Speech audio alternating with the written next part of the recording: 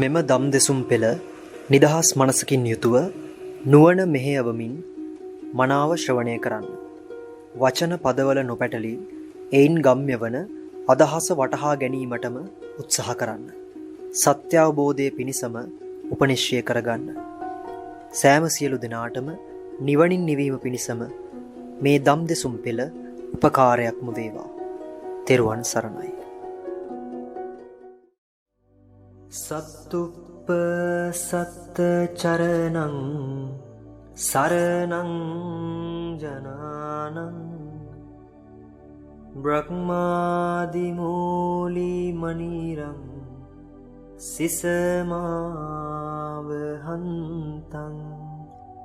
පංකේරුවාහ මුදුකෝ මලචාරුවන්නං වන්දාමි චක්කවරලක් කනමාදදානං වන්දාමි චක්කවරලක් කනමාදදානං වන්දාමි චක්කවරලක් කනමාදදානං නමෝ තස්ස භගවතෝ අරහතෝ සම්මා සම්බුද්දස්ස.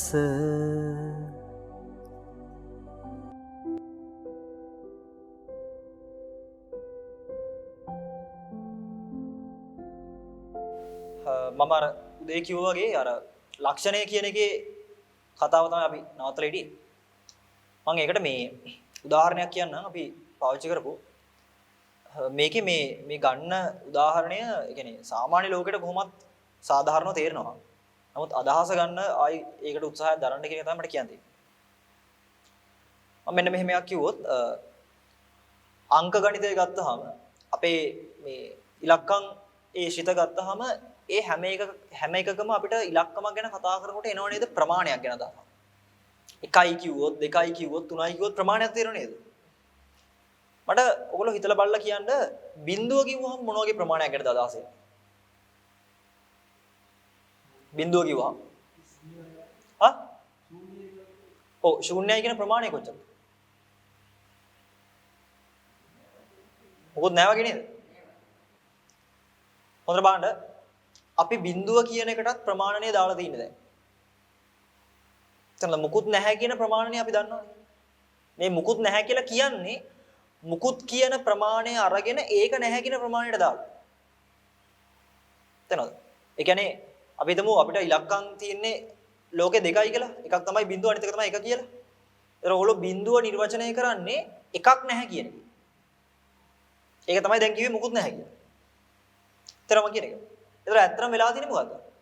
එක අයින් කරාම එන අගය තමයි බිඳුව කියලා අපි කියන්නේ. ඒතර බිඳුවේ නිර්වචනය ඉස්සරහට කියන්නේ වැරදි. බිඳුව undefined හරිද? නමුත් අපි define කරනවානේ. ප්‍රමාණය දාලා. පැහැදිලිද? ඒතර මෙතන මට උපමාව ගේන්න ඕනේ මෙතනින්. ඇත්තටම බිඳුව කියන එක ප්‍රමාණනය කරන්න බෑ. ප්‍රමාණනය කරන්න බෑ කියන අර්ථයෙන් තමයි හිස් බව ශුන්‍යයි කියන අර්ථය තියෙන්නේ. තේරෙනවද?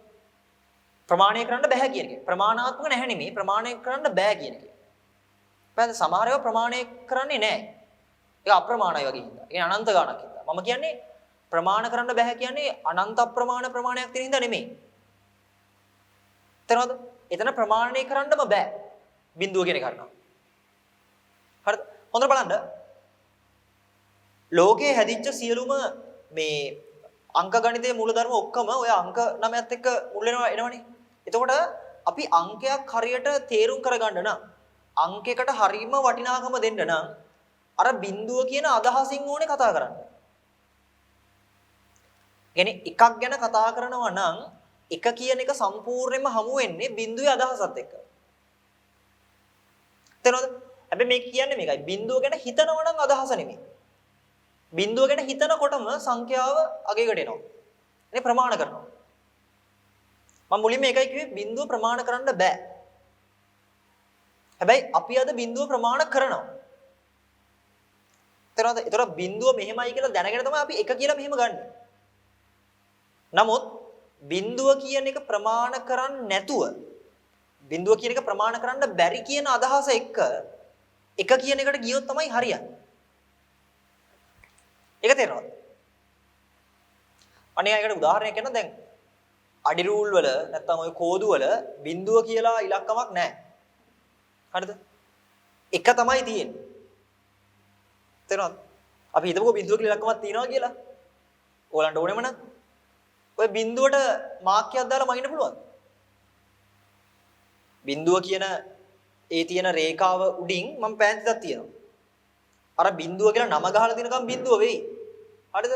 මේ අඩි රූල් අයින් කරපු ගමන් ඕන කෙනෙක් කියන්නේ මේක එකක් කියලා. තේරෙනවද?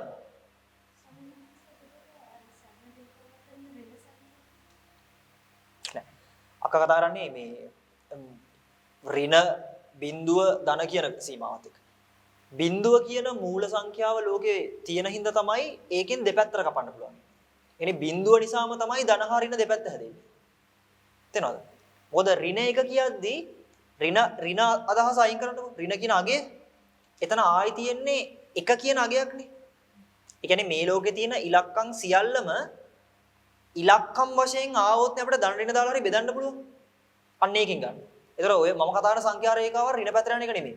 බිඳුවේ ඉඳන් ඉස්සරහට රියල් නම්බර්ස් මං කියන්නේ. හරිද? අරක දෙපැත්තට විහිදෙන්නේ. හරිද? ඒතර මං කියමින් ආවේ. හොඳට බලන්න මං කියන එක බිඳුව නැතුව සංඛ්‍යා රේඛාවක් සංඛ්‍යාපද්ධතියක් ගොඩනගන්නත් බෑ. පැහැදිලිද? බිඳුව නැතුව සංඛ්‍යාපද්ධතියක් ගොඩනගන්නත් බෑ. හැබැයි බිඳුව කියනට අගයක් ගන්නත් බෑ. පැහැදිලිද මං කියන එක? බිඳුවට දෙන්න පුළුවන් අගයක් නැහැ. ඒ කියන්නේ ඔයගොල්ලෝ හොඳට බලන්න. බිඳුවයි දශම බිඳුවේව ලක්ෂයයි එකයි කියමු. ඒකත් බිඳුවට සමාන නැහැ. බිඳුවයි දශම බිඳුවයි එක බිඳුවට සමාන නැහැ නෙමෙයි. හරිද මං කිව්වේ? බිඳුවයි දශම බිඳුවේව ලක්ෂයක් දාලා එක දැම්මොත් බිඳුවට සමාන නැහැ. ඒක තේරුණා නේද? එතකොට බිඳුව කියලා ඕගොල්ලෝ මෙහෙම ලකුණු කරන්න පුළුවන්කම හදලා තියෙන්නේ බිඳු එකක් ලියලා තියෙන හින්දා. බිඳුවක් ලියලා තියෙන හින්දා. මං කියන තේරෙනවද? ඕනම තැනක මෙන්න බිඳුව කියලා ලකුණු කරන්න පුළුවන් ඉන්නේ බිඳු එකක් ලියලා තියෙන හින්දා. එතන බිඳුව නෙමෙයි තියෙන්නේ එකක්. පැහැදිලිද මං කියන එක? බිඳුවක් කියන එක ලියන්න බෑ. බිඳුවක් කියන එක ලියන්නත් බෑ, කියන්නත් බෑ, හිතන්නත් බෑ. හැබැයි ඒ අදහස නැතුව ඉලක්කමක් කියලා ඩිෆයින් කරන්නත් බෑ. එතන වෙනස තේනවද? ඒක තේනවද? බිඳුවේ අගය සහ බිඳුවේ තියෙන අදහසත් එක්ක ගණිතය නිර්වචනය කරන්න වෙන්නේ. හැබැයි ඒ ගණිතය කියන මූල භාෂාව තුළ බිඳුවට අදහසක් දෙන්නත් බෑ. බිඳුව නැතුව ඉලක්කම් තියෙන්නෙත් නෑ. ඉලක්කම් තිබිලා බිඳුව නැති වෙන්නෙත් නෑ. හැබැයි මෙන්න බිඳුව කියලා පෙන්වන්නත් බෑ. පැහැදිලිද මං කියන එක? අන්න එහෙම ගන්න.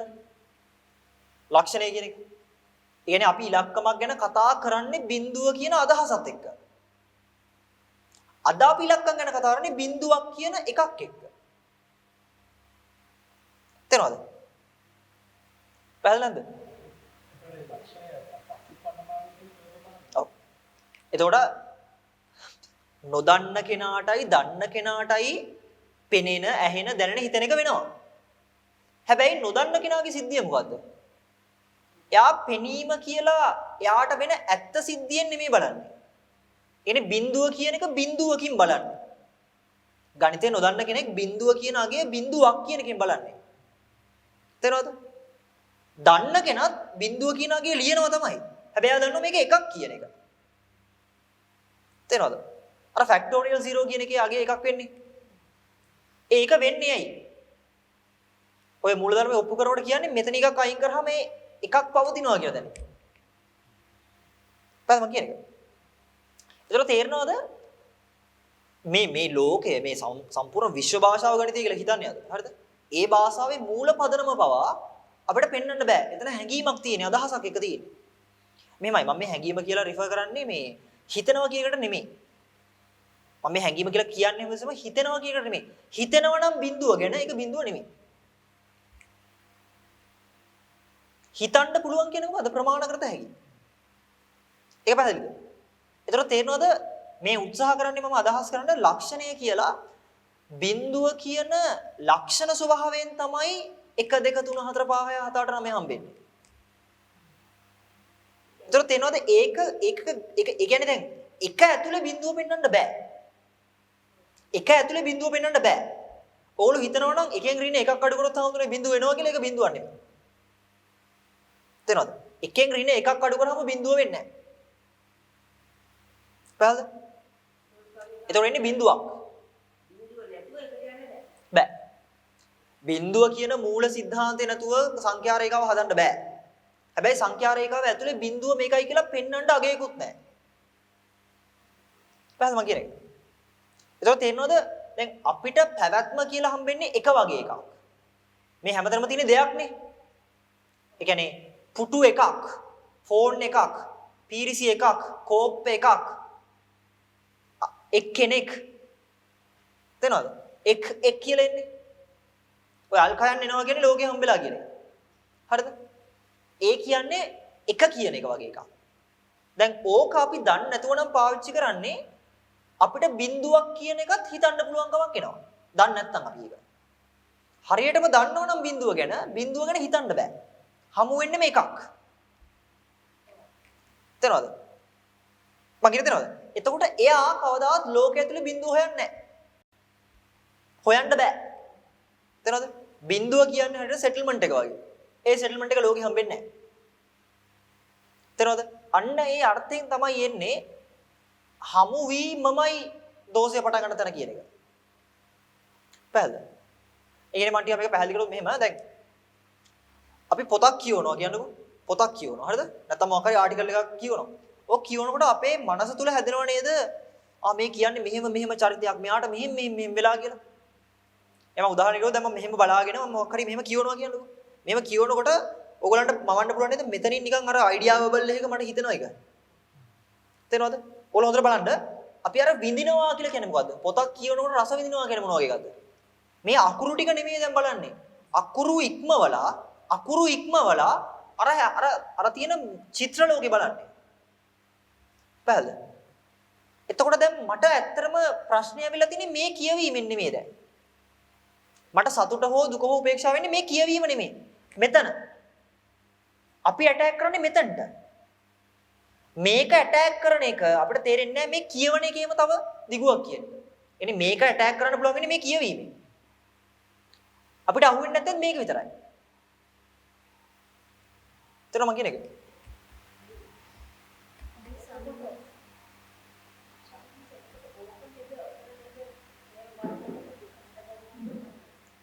ඔව් මෙතන දැන් දුක හට ගන්නවද නැද්ද කියන එකට වඩා හොඳට බලන්න පැවැත්ම කියන එකේ පටන් ගන්නවා.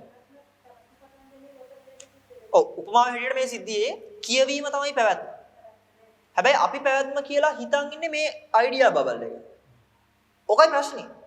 මම එකයි අර ඊයේ උපමාව කිව්වර චොක්ලට් මේ කඳු දෙකක් අතරින් චොක්ලට් ගංගාවක් ගන්නවා කියලා හිතන් ඉන්නේ මෙතන. පැහැදිලිද? එතන මම කියන එක. එතකොට මේකට ඇටැක් කරලා වැඩක් නැහැ. මේ තියෙන සිද්ධියට මොනවා කරත් වැඩක් නැහැ. මොකද මේක කොහොමවත් බොරු. තේනවද? ඉතින් මේක කොහොමවත් මනක් කල්පිතයිනේ. ඒක තමයි ඔන්න ඔතනින් බලන්න ඕනේ. දැන් එකම ලිපිය මම ඕගලන්ට ෂෙයා කරා කියන්නකෝ. ඕගොල්ලෝ මාත් එක්කම කියවනවා එකම වේගෙන්. මේ කියවන සිද්ධිය හැමෝටම එකයි. අකුරු පද වෙනස් වුනේ නෑනේ. එකයි. හැබැයි ඕගොල්ලන්ගේ අර හැදෙන බබල් එක වෙනස්. ඒ හින්දා තමයි මිනිස්සු හිතන්නේ මට තියෙන දුක නෙමෙයි අනිත් කෙනාට තියෙන්නේ කියලා. ඒතර මම ඊයේ කිව්වේ දැන් අපේ අම්මට මම සම්බන්ධව තියෙන කැමැත්තද මගේ වයසේ මගේ යාළුවෙක්ට අපේ අම්මට එන්නේ. නෑ මගේ යාළුවෙක් කෙනකින් එන්නේ. එනේ යාළුවට නැන්ද වෙන්නේ අපේ අම්මා. තේනවද? මට අපේ අම්මා වෙනකොට යාළුවට නැන්ද වෙන්නේ. ඒකට කොහොමද බන්ධනේ වෙනස් වෙනවා. තේනවද මේ බන්ධන වෙනස් වෙන විදිහ වෙන්නේ කොහොමද කියන එක? ඒ වෙන්නේ මෙතනට නෙමෙයි ඔය කියන්නේ. මෙතනට කියන්නේ. මෙතන තමයි සිද්ධිය තියෙන්නේ. ඔය මනක් කල්පිත ලෝකේ තමයි අපි කොහොම හරි පුස් කරන්න හදන්නේ. නමුත් මේ හැමෝම මේක කියවමින් ඉන්නේ. ඔයාලට තේරෙනවද දැන් මේ ආටිකල් එක කියවනකොට මෙයාට මේක මිස් වෙලානේ තියෙන්නේ. එයා මේකත් එක්ක ඉන්නේ. දැන් එයාට ප්‍රශ්නේ තියෙන්නේ මෙතනින්. මෙතනින් නෙමෙයි. දැන් හැමෝම එක එක ප්‍රතිපදා අනුගමනය කරනවා මේකට ගහන්න. මොකද බලන්න මම කියන එක එයාට හිතෙන්නේ යා මේකට ගහන්නේ කියලා. මේකට ගහන්න පුළුවන් ඉන්නේ මොකක් කරොත්ද? නෑ මේකට ඇටැක් වෙන්නේ. දැන් යාට තේරෙන්නේ මේකෙන් මම නිදහස් වෙනවා කියලා. මේකෙන් නිදහස් වෙනවා කියන එක කරන්න පුළුවන් වෙන්නේ මොකද්ද? කියවන එකෙන්මයි. ඒ කියන්නේ මේකෙන්මයි මේක නැති කරන්නේ. ඉතින් මේකට අතක්වත් තියලා නැහැ.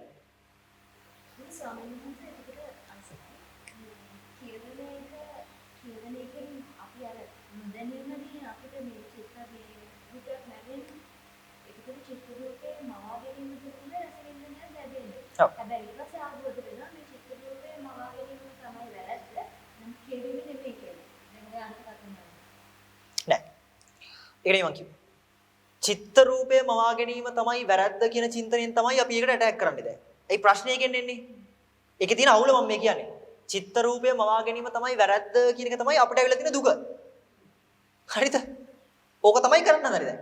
මම අහන්නේ මේ චිත්ත රූපය මවා ගැනීමමයි වැරද්ද කියන එක බිහි වෙන්නේ ආයි මොකේ උපනිෂයෙන්ද? කියවන හින්දා. තේරුම් මං කියන එක. ඒ කියන්නේ මෙහෙම වගේ එකක්. අපේ අත් දෙක මඩ වලින් මඩ තවරලා කියන්නේ. මට අස් කරන්න දෙනවා කාමරයක්. හරිද? මට අස් කරන්න දෙනවා කාමරයක්. මේක කවදාවත් මේ අයින් කරන්න බැරි මඩක් කියලා හිතන්න. හරිද? මොන විදිහටවත් මේක හොදන්න බෑ. මං ඔය අයින් කරන්න බැරි මඩ තියෙන අත් දෙකට දෙනවා මේ ජොබ් එකක් පුළුවන් නම් මේ ටික අස් කරලා දෙන්න කියලා. අල්ලන්න කිලුඩු වෙනවා. හරිද? ඒ කිලුඩු වෙන එක තමයි දැන් ආයි මෙයා මකන්නේ. මකන්න ආයි කිලුඩු වෙනවා. ඇයි මොකද මෙයාගේ කන්සර්න් එක වෙනස් වෙලානේ තියෙන්නේ දැන්. එයාගේ ફોකස් එක අවුට් දැන්. එයාට තේරෙන්නේ නැහැ මේ අත් දෙක මඩ නිසා මේක මඩ වෙනවා කියන එක. පැහැදිලිද මං කියන එක? ඒ වගේ තමයි මඩ වෙච්ච අත් දෙක ගැන දන්නේ නැතුව මේ වටේ ගෑවිලා තියෙන මඩ සුද්ධ කරනවා වගේ එකක් තමයි අර හිතාගත් එකට ඇටැක් කරන එක. පැහැදිලිද මං කිව්ව එක? මෙතන කියන්නේ සලෝදරකට මේ මනං කල්පිත ලෝකේ කරන හැමදේම ඩිපෙන්ඩ් වෙන්නේ කියවීම මත. එතනදී භෞතිකයේ අර විඥානවාදයේ දෙකේ එකතු වෙන තන්නේ ඔය ස්වභාවයෙන් සෙල්ලමක් කරනවා. මොන වගේ දේවල්? ඒ කියන්නේ දැන් අපේ මේ ලෝකෙට මේක නිසා මේක ඇති වෙන්නේ. ඔව්. ඒකෝට දැන් අපේ භෞතිකයක් වෙනවා විඥානයක් වෙනවා. කියන්නේ මනංකල්පිත ලෝකයක් වෙනවා. ඒකෝට අපි ඔය දෙකේ ඔය දෙක දැන් මේ හරියට වගේ ඇටැක් කරනවා. අක්කා කියන්නේ මේක භෞතිකය කියලාද? එනේ මේ අතර කියවන එක භෞතිකය මේක මනෝ කිය මේක විඥානවාදී කියලා. එහෙම ගන්න බෑ. මේක උපමාවක් කරද? මෙතන හැටියට මෙන්න මේ අයිඩියා බබල් එකේ තමයි අපි කතා කරන විඥානවාදය, භෞතිකවාදය ඔක්කොම තියෙන්නේ මෙතනට. නෑ. ඔය අපි කියවීම පැවැත්ම. හරිද? කියවීම පැවැත්ම. දැන් ඔය අපි කතා කරන මමත්වය, නිවන, පටිසමුපාදය, ඊතර වීම සියලු ටික තියෙන්නේ මෙතන. පැහැදිලිද? හරිද? තේරුම කියන්නේ ඒකයි දැන් මේ සිද්ධියෙන් ගැලවෙන්න, මේ මනෝලෝකයෙන් ගැලවෙන්න විශේෂ ධර්මයක් ඉගෙන ගන්න ඕනේ නැහැ. මේක කොහොමද හදාගත්ත පුරුවක්. තේරෙනවද? මේක මේ පෙන්නන්න මහලු ගලාවක් යන්නෙත් නැහැ. මේ කැලලා කියන්නේ. මෙතන මෙන්න මේක තේරුණාට මම ඒක ආපු හින්දා කියන දැන් අපි අද ජීවත් වෙන්නේ මම යා කියලා දැනකින්. මට වෙනවා මම යනවා මම කනවා නම් කියලා. ඒ කතාව මේ කියවන එකේ චරිත නෙමෙයි කියන්නේ ඔය. අපි අද කතා කරන මමයා කියන්නේ මේ කියවන ඇත්ත මේ ස්ක්‍රිප්ච් එක නෙමෙයි. මෙතන හැදෙන එකෙන් ඔය අපි කතා කරන්නේ. තේරෙනවද? myself I ඔක්කොම කතා කරන්නේ මෙතනට. තේරෙනවද? ඒක ගොඩ නැගෙන්නේ මේකේ. පැහැදිලිද? දැන් මේකේ ප්‍රශ්නේ මේකයි. අපි පැවැත්ම කියලා ඇටැක් කරන්නේ නොදැනුවත්කමින් මෙතනට. අපි හිතන්නේ අපි ගහන්නේ මේකට කියලා. ඕගොල්ලෝ ඔය මනක් කල්පිත ලෝකයේ ඇතුළේ ඉඳගෙන මේකට ගහනවා නම් හරිද? ඒ ආයි ගහන්නේ මේකට නෙමෙයි. මේක මුල් කරලා මේකේ හදපු මේක. තේරුම කියන්නේ? ඔව්. දැන් මං කිව් උපමාවක්. මේක එළියට බැස්ස ගමන් මේ කතා කරන සමස්තය එහෙම වෙනවා. තේරෙනවද? ඒකේ දකින්න ආකාරය දැන් කිව්වේ. මේක කියවලු. ඉතින් යනවා කියන්නේ නෙමෙයි එක එක්කෙනා දකින්න ආකාරය කියලා වෙන්නේ දැන් ඕක ඇත්ත මේ සාමාන්‍ය භෞතික ලෝකෙට උපමාව ලැබුවොත් එක එක්කෙනා දකින්නවා කියලා අපි කල්පනා කරන්නේ ආයි මෙහෙන්. ඒකයි මම අර කිව්වේ දැන් මේ ලෝකේ ඕගොල්ලන්ට මොනවාම හරි උපකරණයක් මේ ලෝකේ දැන්ට හදලා නැති හරි හදන්න බලාපොරොත්තු වෙන මොනවා හරි අලුත් උපකරණයක් අරගෙන මේ ලෝකේ භූමි ප්‍රදේශය ඕගොල්ලන්ට දෙනවා මම මේ ලෝකේ තියෙන මේ සමස්ත වර්ගඵලය මට ගණන් කරලා දෙන්න. නැත්නම් ඕකේ ෆොටෝ ටිකක් අරන් දෙන්න කියලා. ඔයාලට මොනවා කරලවත් කැප්චර් ගන්න බැරි කැලලක් තියෙනවා මේ පොළවේ. තේරෙනවද? ඉන්න තැන කැප්චර් කරන්න බෑ. තරම කිව්වේ. ඔය වාඩිලා ඉන්න තැන මොන විදිහටවත් කැප්චර් ගන්න බෑ. දැන් කෙනෙක් කියයි නෑ එහෙම නෑනේ හාමුදුරුවෝ. දැන් මෙතන මෙහෙම කකුල් දෙක තියෙනවා නම් මම පිටිපැසට ගත්තා නම් පුළුවන් නේ කියලා. එහෙම බෑ. පිටපස්ස. ඔව්. ඊට පස්සේ පිටිපැසට ගියපේ ගමන් ආයෙ පස්සට ගියොත් එහෙම ආයෙ බෑ. තරම කියන එක. එක විතර කැප්චර් කරන්නේ. ඔව්.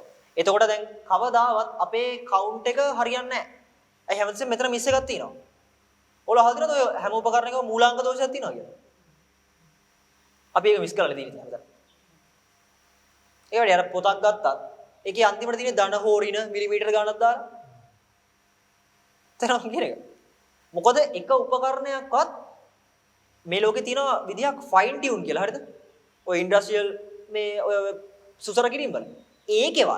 ඒකේවත් අර කෙරවලට ෆයින් ටියුන් ගන්න බෑ. තරම කියන එක. ඒ කියන්නේ එකකට ගන්න දැන් මේ බිත්තියක් ගත්තොත් මේ තියෙන ජනේලයක් බිත්තියක් ගත්තොත් අපිට කෙලින්ම පේනව නේද මෙහෙම හරි තිරස් විදිහට මේව හරියට කරලා දිනවා කියලා. නමුත් දැන් ළඟට ගිහිල්ලා බලන්න. දැන් පහල ගැහුවාම ඈතට පෙන්නේ කොහොමද කියන්නකෝ. නිකන් ආයි අර අලවල ගහලා වගේ හරිද? ළඟට ගිහිල්ලා බලුවම තමයි තේරෙන්නේ මෙහෙන් කම්බි පැනලා. තව ලං කරාම තේරෙනවා මේ කම්බි වල තවුල් තියෙනවා. මෙතන තේරෙනවද අපි නිකන් අර කාඩ්බෝඩ් පුම්බල වගේ සිද්ධියක ඉන්නේ. නමුත් ඒක අපිට කැප්චර් වෙන්නේ නැහැ. මම කියන්නේ මේ සාමාන්‍ය ලෝකේ තියෙන පිස්සු ගතිය. හරිද? මට ඒකට කියන්න ඕනේ අර උපමාවෙන්. මේ සිද්ධිය තමයි ටිකක් අමාරු. හරිද? දැන් මෙන්න මේ පදනමටයි කියන්නේ. නමුත් අපිට මේ පදනම අහගන්න වෙන්නේ කෝක හරහාද? මේක හරහා. ඒකයි වැඩේ. දැන් අපි මේ පදනම අහගන්නේ මේකෙන්නේ. ඒතර මේ ලෝකයේ ඇතුළේ මේ කතාව ගැන අපි දන්නවා. මේ හිතාගත්ත එක. අපිට හිතෙනවා හරි මේ කියන්නේ මේ අපි දන්න දුක ගැන තමයි කියලා. තේරෙනවද? මම අහන්නේ මේකයි. දැන් මම මෙහෙම කියෝ මම මෙතන හිත අඬා ඉන්නවා කියන්නේ. ඔගොල්ලෝ මන් දිහා දැක්කෝ සංවේගයෙන් මොකක් හින්දාද? අඬින්න නම් තමයි. හරිද? අඬින්න තමයි.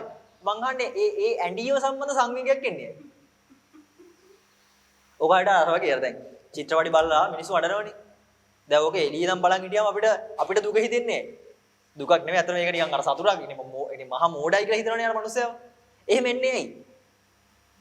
අපි තුන්වෙනි ඒ තුන්වෙනි කෝණේ පෙන්නනවා මෙයා අර ටීවී එකේ තියෙන ලෝකේ ඇත්ත කරලා තියෙන්නේ කියලා. තේරෙනවද? ඔන්න ඔය තුන්වෙනි පාර්ශ්වයේ තමයි නුවණැස කියන්නේ. තේරෙනවද? දැන් මෙහෙමයි ඔය නුවණැස ආවට පස්සේ අඬන්න තියෙනව නෙවෙයි. අඬන එක මෝඩකම අහු වෙනවා. ඒ අඬන එකේ මෝඩකම අහු වෙන්නේ මෙනෙහි කරලා නෙවෙයි. තේරෙනවද? දැන් ප්‍රශ්නේ තමයි මේකට අපිට කරන්නේ මේ පැත්තනේ මේ කොහොමද මෙතනට මේක සම්බන්ධ වෙන්නේ? ඔව් දැන් මෙහෙමයි. මේ කතාවෙන් ගත්තොත් මේ තියෙන සිද්ධිය අපිට කාගෙන් හරි අහගන්නකොට තේරෙනවා මේක ඉක්මවල මෙතනයි මේ එන්නේ කියන එක. හැබැයි මෙයා ජීවත් වෙන්නේ මෙතන. දැන් මෙයා මේක දැනගෙන ඉන්නවා කියන එක මේ කියන්නේ. එයා දැනගන්නවා මූල පද්ධතියම කතාව. ස්පෙල්ද? මෙයා දැනගන්නවා මූල පද්ධතිය. හැබැයි ඒක මෙනෙහි කරන්න බෑ. මොකද මෙනෙහි කිරීම ඔක්කොම ටික තියෙන්නේ මේ ලෝකයේ ඇතුලේ. ස්පෙල්ද මම කියන්නේ. නොදන්න කෙනා මේ ලෝකේ ඇත්ත කරලා මේකේ සෙටල් වීමක් කරන්නේ. ස්පෙල්ද? දන්න කෙනා මේකේ සෙටල් වෙන්නේ නැහැ. එයා ගහන්නේ මෙතනට මේ ඔක්කොම ටික ගලවගෙන එළියට යන්නේ. ඒ කියන්නේ එයා නිදහස් වෙන්නේ මේකේ අතහැරලා හොම.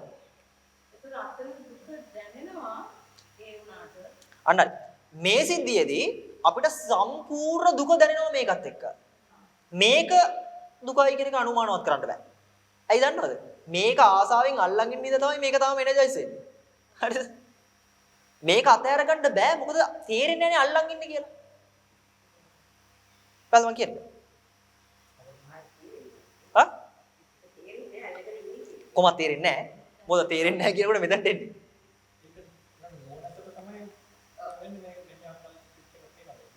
ඔව් ඒ නුවණැසට තේරෙන එක අපිට මොන විදිහටම මෙනෙහි කරන්න බෑ.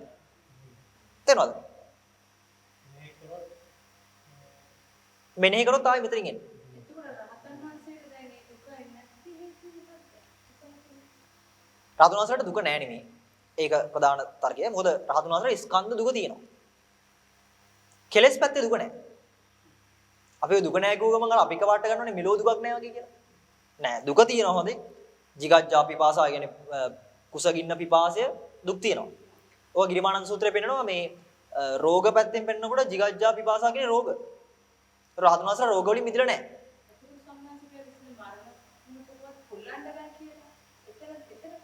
ඒ හොල්ලන්න බැරි වෙන්නේ මොකද දන්නවද? කෙලෙස් වලින් පීඩණය කරන්න බෑ උන්වහන්සේලා දැන්. ඒ කියන්නේ හරියට රහතන් වහන්සේලා කියන්නේ සරු බව අයින් කරපු බීජයක් වගේ. හරිද? සරු බීජයක් තිබ්බොත් තමයි රැක ගන්න ඕන වෙන්නේ. ඒ කියන්නේ අපි හිතමු කිකිලියක් බිත්තරයක් දානවා. ඒ බිත්තරේ කිකිලිට රකින්න ඕන වෙන්නේ ඒකේ තාම ජීව ශක්තිය තියෙන හින්දා. හැබැයි ඕක ඉවරයි නම් ජීව ශක්තිය නැත්තම් කිකිලිය අතර දාලා යනවා. දැන් කිකිලියව බය කරන්න පුළුවන් දේ බිත්තරේ කඩලා. බෑ. ඒ වගේ එකක්.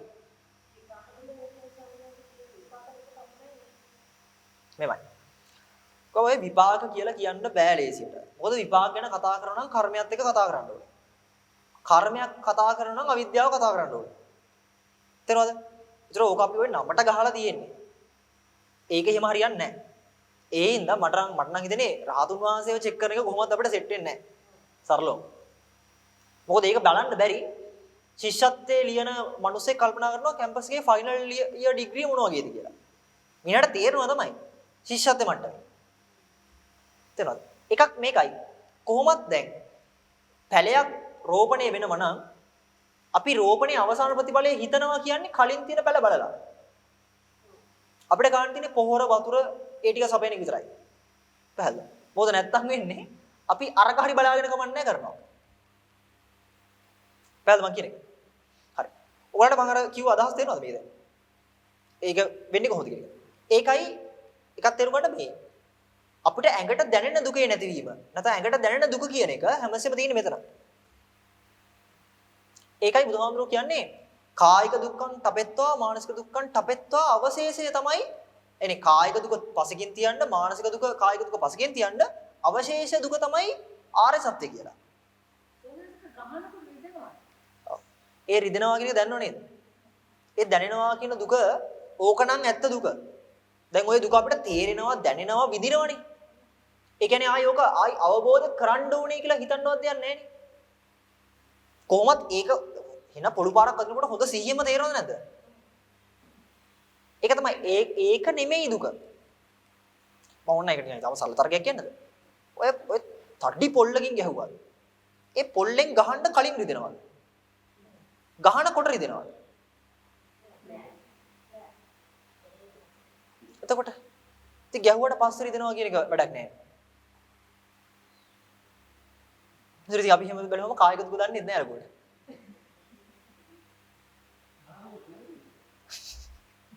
බලන්න ඉතින් කායේ ගන්නකොට රිදෙනවා කියලා කවුද කියන්නේ? නෑ මේමයි. දැන් මම මෙහෙම එකක් අහන්නම්.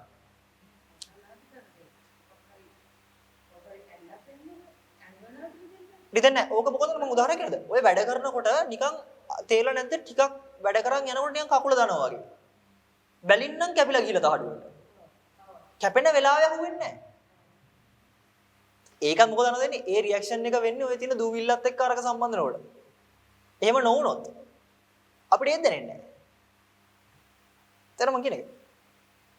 ඔය මොකක්ද දන්නවද ඔය කියන්නේ?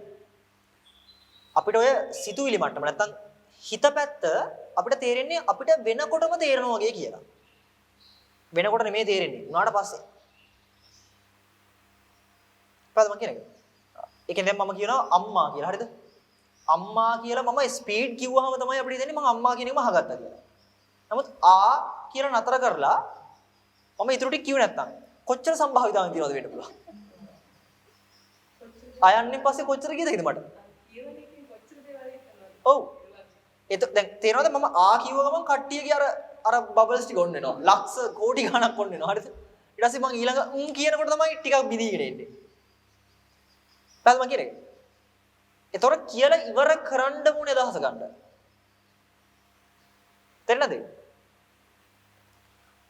මේ ස්මාර්ට්ෆෝන් වල මේ අයිකන් තියෙන්නේ. මේ අයිකන් එක ප්‍රෙස් කරනකොට ඔන්න නේද ප්‍රෙස් කරලා ඉවර ගන්න ඕනේ. හා? ඔව් කරාම පස්සේනේ. ඕකම තමයි මේක නිසමයි. ඒකයි කියන්නේ අපි දැන් දුක හොයන විදිහට අපි පහුවෙලා වැඩි. දුක කියන නිර්වචනය පසකින් තියන්නකෝ. හරිද? අපි හොයන එක පහුවෙලා වැඩි.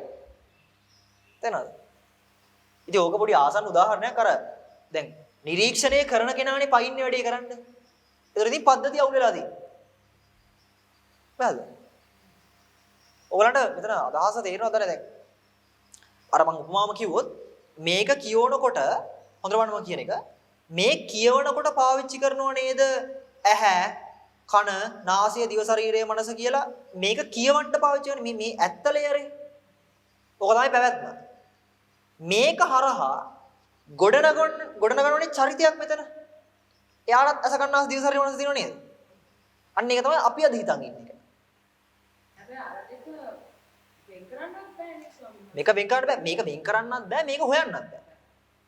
තේරෙනවද? මම කියව පැහැදිලිද? මෙතන මම කියන්නේ බලන්න මෙතන කියවන්නේ මම ගැන කියලා හිතන්නකෝ. මේ මම ආටිකල් එකේ කියවන්නේ මම ගැන. ඔන්න බලන්න මම කියන එකද? මේ ආටිකල් එකේ තියෙන්නේ මම ගැන. හැඩරුව තියෙනවා හරිද? කොණ්ඩේ කොටයි දුඹුරු පාට වගේ එකක් ඇඳලා තියෙන කියලා මේකේ තියෙන ඔක්කොම ලියලා. දැන් මම මේකත් එක කියවන ගමන් මට තේරෙනවා දැන් රූපයක්. හරිද? දැන් ඒ රූපයට තමයි අසකන්නාසී දිව ශරීරයේ මනස බඳලා තියෙන්නේ. රූප ශබ්ද ගන්ධ රස ස්පර්ශ ධර්ම බඳලා තියෙන්නේ. පටිච්චසමුප්පාදේ නිවන ඔක්කොම මේකට බඳලා තියෙන්නේ. හැබැයි මේකේ කියලා තියෙන්නේ මේක ගැන කියන්නේ කියලා. අර මේ හොඳ තරගයක් තියෙනවා මට ඒක නම නම් හොයාගන්න බැරි වුණා. මේ අර කාඩ් එකේ මෙහෙම නමක් ලියලා තියෙනවා. හරිද? කාඩ් එක මේ පැත්තට තියෙන්නේ. අර මෙහෙම මෙතනට හරි නල්ලඟින් හරි තියාගෙන ඉස්සරහා මොනසර කියන්නේ කියලා. දැකලා තියෙනවද ඒක? ඔව්. ඒක ෂැඩර්ස්ද මට මතක නැහැ කියන නම. ඒකේ තියෙන්නේ කාඩ් ටිකක් තියෙනවා. ඒ කාඩ් වල ඒ කාඩ් එක මට පේන්නේ නැහැ මේ පැත්තට. මෙහෙම අනිත් පැත්ත හරවලා තියෙන්නේ. ඒ කාඩ් එක මෙහෙමයි උස්සන්න තියෙන්නේ මට ඒ පැත්ත බලන්න බෑ. ලියලා තියෙන එක. ඒකේ ඉස්සරහා ලියලා තිනවා මොන හරි සතෙක්ගේ නමක්, නළුවෙක්ගේ නමක්, නාට්‍යයක නම මොන හරි ලියලා තිනවා. දැන් මගේ ඉස්සරහා ඉන්න මගේ යාළුවා මේක කියන්නේ නැතුව, මේ තියෙන වචනේ කතා කරන්නේ නැතුව එයා ඇඩ් කරලා පෙන්නන්න ඕනේ මට ඒක තේරුම් යන්න.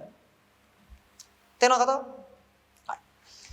අපි හිතමු මේක තමයි කාඩ් එක කියලා. හරිද? මම මෙහෙම තියලා මෙහෙම ගන්නවා. දැන් ඕගොල්ලෝ මට කියනවා. ආදුරේ මෙහෙම එකක්. දැන් මම කල්පනා කරනවා අර කල්පනා කරනවානේ. ඊට පස්සේ මම කොහොමද ගෙස් කරලා කියනවා. ඔක හරියන ඒවත් තියෙනවා හරිද? මම කියන්නේ මෙහෙම එකක්. මෙහෙම මම ගන්නවා ඔහොම කාඩ් එක. හරිද? මෙතන ලියලා තියෙන්නේ හාමුදුරුවෝ කියලා. හරිද? දැන් බාන්න වැඩි හරිද? දැන් ඕගොල්ලෝ කියනව නේද එක? දැන් ඕගොල්ලෝ කියනකොට මම කල්පනා කරනවා කවුද දන්නේ නැහැ මේ නේද? දැන් හොඳට බලන්න. මේකේ ලියලා තියෙන්නේ කෙලින්ම මම ගැන. හාමුදුරුවෝ කියලා කහලා තියෙන්නේ මම ගැන. ඕගොල්ලෝ උත්සාහ කරන්නේ මට මං ගැන කියලා දෙන්න. නමුත් මම හිතන්නේ මේ කවුරු ගැනද දන්නේ නැහැ කියන්නේ කියලා. තේරෙනවද? මම කියන්නේ තේරෙනවද? එතකොට තේරෙනවද දැන් මෙතන තමන් ගැන ලියලා තිනකොට ඕගලන්ට කියලා දෙන්න වෙන්නේ මගේ ස්වභාවයමයි මට මගේ ස්වභාවය කියලා දෙන්න වෙලා තියෙන්නේ. හැබැයි මගේ තියෙන අර මෝඩ අදහස හැමදෙස්සෙම පෙන්වන්නේ මේ කියන වැත්තේ මේ වගේ කෙනෙක් ගැන වෙන්නද කියලා. තේරෙනවද මම කියන්නේ? බැලුවා. ඊට පස්සේ මම මේක හරවලා මේ කියලා තියෙන මං ගැන කියලා කිව්වට නැහැ. එතකොට ආයිත් යන අර මනක් කල්පිත එකට තමයි. තේරෙනවද? ඔන්න ඕක තමයි ස්වභාවය කියලා කියන්නේ. ස්වගතිය කියන්නේ උතන්ට. අර සතිපට්ඨාන සූත්‍රයේ තියෙන්නේ සෝ ඉමමේව කායං උද්දං පාදතල ආදෝකේ සමත්තකා කියලා එහෙම කියන්නේ. ඔය දෙතිස් කුණුපේ එනකේස් ලෝමනීය දාත් සම්මාස්නහර ඇට ඇට මිදුළු වලින් සකසුනා වූ මේ රූපකාය හරියට බලන්න කියන එක. එතන තියෙන්නේ සෝ කියලා එක. පාලියෙන් සෝ කියන්නේ තෙමේ කියන එකට. අපි මොකද්ද කරන්නේ? අපි කේස් බලන්නේ අනිත් කෙනෙක්. තේරෙන්නේ නැද්ද? ඔව් දැන් කේස් තියනවා කියලා ඔයගොල්ලෝ කියන්නේ කොහොමද? තිග කේස් ගහක් මතක් වෙනවා. කෙනෙක් බහද? දැන් සම කිව්වහම මේ පිට හැදලා තියෙන සම අපිට බලන්න පුළුවන්ද? නමුත් අපිට අදහසක් නැද්ද පිටේ මෙහෙම තමයි හංගඩේ තියෙන්නේ කියලා? කාගෙන්ද බැලුවේ? අනුන්ගේ. කෙනෙක් කියයි කන්නඩියම බලලා තිනවා කියලා. කන්නඩියෙන් පේන්නේ නැත් එක නෙමෙයි. හරිද? මේ බේසික් මේ සයන්ස් එක කන්නඩියෙන් පේන්නේ සම්පූර්ණ ප්‍රතිවිරුද්ධ ධර්ම හැඩයක්. ඒක ආලෝකයේ මත, එතන තියෙන වාතාවරණය මත ඔගේ හැඩ සරහන වෙනස් වෙනවා පාටත් ඔක්කොම. ඒතර සත්‍ය රූපයක් ගන්න බෑනේ. මම අර කිව්ව කතාවට අර මෙහෙම ආටිකල් එක කියනකොට මෙතන හැදෙනවනේ ස්වරූපයක්. ස්වරූපයක්. වචනේ තියෙනවද? ස්වරූපය. හරිද? මම වගේ රූපයක් එන්නේ. මම නෙමෙයි මම වගේ රූපයක් එන්නේ. හරිද? වැඩේ තියෙන්නේ මේකයි. ඒ ස්වරූපය මමමයි කියලා හිතන් ඉන්නේ. ඒතරද ඕක තමයි අපි සසර කියලා නඩත්තු කරන්නේ. අපි ඕක ඔන්න ඔය ස්වරූපය තමයි නිවන් දක්වන්න හදන්නේ. නැත්තම් දිව්‍ය ලෝකයට යවන්න හදන්නේ. අපාගත කරන්න හදන්නේ ඔක්කොම කරන්නේ මේකට. තේරෙනවද? නමුත් මේ ඔක්කොම ටික එනර්ජයිස් කරන්නේ ඇත්ත පැවැත්ම කියන එකට අහු වෙන්නේ නැහැ. මම ඒක අර උදේ කිව්වේ 31 තලේ නැත්තම් සමස්ත ලෝකේ නිරය දිව්‍ය ලෝක මනුස්සතල කියන ඔය හැමතැනම හැම කෙනාම ඊටාම සතුටින් ඉන්නේ කියලා. එනේ හැමෝම ආටිකල් එක කියවන ගමන් ඉන්නේ. මෙයා ආටිකල් එක කියවනකොට දැන් ඉන්න දුකයි ගිනි ගන්නවා කියලා. තව කෙනෙක් ආටිකල් එක කියවනකොට යාට මනුස්ස ලෝකෙ වගේක් එන්නේ. ඊපස්සේ මම කියන්නේ මම මේ කියන්නේ මේ හිතේම වෙන කතා නන් නෙමෙයි ඈ. හරිද? මම කිව්වා උපමා වලින්ම කියද්දී මේ කතාව තුලමයි අපි කතා කරන අසකන්නාසී දිවසරේ මනස කියන ඔක්කොම ටික තියෙන්නේ. පැහැද? නැත්නම් උපමාව උඩින් ගන්න එපා මේ හිතේ කතා කියලා නෙමෙයි කියන්නේ. පැහැද? හරි. දැන් කොහොමද 0.1යි සම්බන්ධ වෙන්නේ? හරිද? 0.1යි සම්බන්ධ වෙන්නේ ඇත්තරම මෙතන එක කියලා කියන්නේ මේ ආටිකල් එකේ මට්ටම. මේක නෙමෙයි ඈ. ඕගොල්ලෝ හිතන් ඉන්නවා මේක තමයි එක කියලා ඒක එක නෙමෙයි. මේකයි එක. හරිද? මේක එක මේ කෑල්ල එක එකක්. අන්න. අපි හිතන්නේ මේක බිඳුව මේක එක කියලා. තේරෙනවද? මම යන් තේරුම් ගන්න එකක් කියන්නම්. මේක බිඳුව කියලා හිතන එක තමයි උපේක්ෂාව කියන්නේ. තේරෙනවද? දැන් අපි හිතනවානේ උපේක්ෂාව කියන එක තමයි හාමුදුරනේ කියන නිර්වචනය වෙන්න ඕනේ සැපත් නැති දුකත් නැති ස්වභාවය. හරිද? සැපත් නැති දුකත් නැති කියලා කියනකොට උපේක්ෂාව නෙමෙයි. නියුට්‍රල් කියන්නේ සැප නැහැ දුක නැහැ කියලා කියන්න පුළුවන් තරක් නෙමෙයි. පැහැදිලිද? ඒ කියන්නේ දැන් අපි හිතමු පෙනීම කියලා හිතන්න පෙනීම.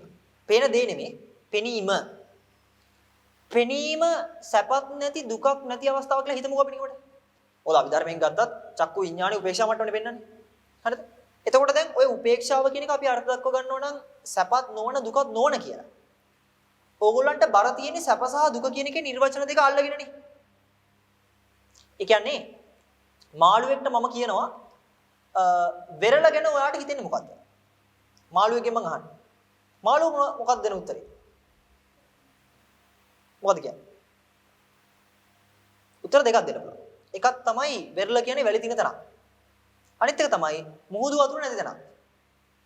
මොන උත්තරේ දෙයිද ඒක?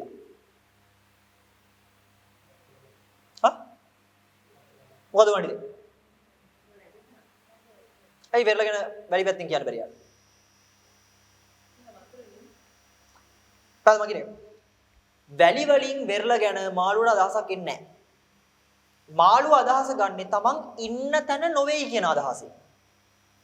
ඕකට තමයි කියන්නේ ප්‍රවාද කියලා. ප්‍රවාද කියන තේරුම ප්‍රවාද කියන වචනේ තේරුම තමයි දන්න දෙයින් නොදන්න දේ නිර්වචනය කිරීම. පැහැදිලිද? එතකොට මාළුව කරන්නේ තමන් දන්න වතුර අල්ලලා එහෙම තැනක් නෙමෙයි වෙරළ කියන එක හිතනවා. ඒතර මෙයා අන්තිමට හිතාගෙන තියෙන්නේ තමන් දන්න දෙයමයි. ඔව්. සිද්ධ බැලද? හරි. බිඳුවේ කතාවට එන්න ඕනේ. දැන් අර ඉතල අක්කක් කිව්වාගේ. දැන් මේක කියවනකොට මේ කියවීමයි මේ හැදෙන සිද්ධියයි වෙන් කරන්න බෑ. බැලද? ඒ කියන්නේ දැන් මේක පොඩ්ඩක් බහලා තිබ්බහම මේක තියෙන්නේ නැහැ. හරිද? මේක හැමතිස්සෙම non stop on. බලන්නද? මේක non stop කෙලිම ඔන්ලයින් තියෙන්නේ. මේක බින්දෙන්නෙම නැහැ. ඒකයි සසර පැවැත්ම නතර කරන්න බෑ. අපි කරන්නේ මෙතනට ගහනවා දැන් වලදී. මේ තියෙන එයා බබල් එකට ගහනවා. එතකොට එක එක තැන් වල මාරු වෙනවා. හැබැයි මේක නතර කරන්නේ නැහැ. ඒ කියන්නේ හුලම් පුම්මන පම්ප් එක දිගටම ක්‍රියාත්මකයි. පම්ප් එක දිගටම ක්‍රියාත්මකයි. ඒකෙන් බෝල පිම්බි පිපිරෙනවා. අපි මෙන්න මේක තමයි හිතන් ඉන්නේ සසර නවත්ත ගන්නවා කියලා. ඔය බැලුම් පුපුරනවා කියලා. අපිට අමතකයි මේ බැලුම් වලට මෙහෙම පිම්බෙන්න හැකියාව දෙන්නේ මේ පම්ප් එක ක්‍රියාත්මක වෙන හින්දා කියන එක. පැහැදිලිද මම කියන එක? හරි. දැන් ඕගොල්ලෝ අහුවා මම හිතන්නේ උදේ ඉඳන් ඊයේත් අහුවා ඔය. දැන් ඔය අනිත්‍යයි කියන්නේ මොන වගේ එකක්ද කියලා. පැහැදිලිද? අනිත්‍යයි කියන්නේ හැරෙට බිඳුව වගේ එකක්. පැහැදිලිද? උපමාවට. අනිත්‍යයි කියන්නේ බිඳුව වගේ එකක්. එක වගේ තමයි නිට්ටයභාවය කියන්නේ. ඒ කියන්නේ මම කියවනේ මේ වගේ ලෙවල් එකක් තමයි එක කියලා. ඊට පස්සේ කිව්වේ මෙහෙනම් මේකටත් පල්ලෙහා නේද බිඳුව කියලා. මෙහෙමයි පල්ලෙහා කියනකොට මම ඒක එකඟ වුණාට එහෙම පල්ලෙහාට කියන්න බෑ. මම කියවනේ බිඳුවයි එකයි වෙන් කරන්න බෑ එහෙම. පැහැදිලිද? ඒ කියන්නේ ඕගොල්ලෝ කතා කරනවා නම් හිතනවා නම් කියනවා නම් හැමතිස්සෙම එන්නේ එකක්මයි. හැබැයි ඒක හදන්න බිඳුවේ තියෙන උපනිශ්‍රය ඕනෙමයි. හැබැයි බිඳුව මුලින් තිබිලා එක පස්සේ එනව නෙමෙයි එතකොට. ඒක තේරෙනවද? බිඳුව තියෙනවා එක පස්සේ හැදෙනව නෙමෙයි. එක තිබිලා බිඳුවට එනවත් නෙමෙයි. ඒ කියන්නේ දෙන්න තියෙන උදාහරණේ මේ ඇති කල්ලිම මේ වෙනවා. බිඳුවත් එක්කම එක එනවා කියන එක ගන්න බෑ. මොකද දන්නවද? ඒක ඔය සක්කාය දිට්ඨිය අර්ථ බලන්න ඕන හොඳට. රූපය තුල මම ඉන්නවා, මම තුල රූපය තියෙනවා, රූපය කියන්නේ මම කියන්නේ රූපය කියලා ඔය හතර ඉස්සර මේ පහට යන්නේ. ඒකෝ දැන් බිඳුව තුල එක තියෙනවා කියන්නේ මොකක්ද? හරියන්නේ නැහැ. බිඳුවමයි එක කියන්නේ කියලා ගත්තොත් එහෙම ගන්න බෑ. පැහැදිලිද? ඒකයි උතන අර තාර්කික මනස නෙමෙයි ගන්න ඕනේ දැන්. හරිද? අදහසයි ගන්න ඕනේ දැන්. ඒ කියන්නේ මම එතන අදහස් කරේ කියන්නේ ඔයගොල්ලන්ට මෙතන තේරෙනවද අර මේ ආටිකල් එක හැමෝම non stop කියවනවා. ඒතර මේ තියෙන පැවැත්ම එක දශමකින්වත් හෙල්ලෙන්නේ නැහැ. මේ තියෙන සිද්ධි ටික වෙනස් වෙනවා. පැහැදිලිද? ඒතර ඔයගොල්ලන්ට තේරෙන්නේ නැද්ද අපි අනිත්‍ය බය නැතුව බලන්නේ ඇයි? අපි ඕන දෙයක අනිත්‍ය බය නැතුව බලන්න අපිට පුළුවන්කම එන්නේ මේකේ තියෙන වෙනස නිසා. තේරෙනවද?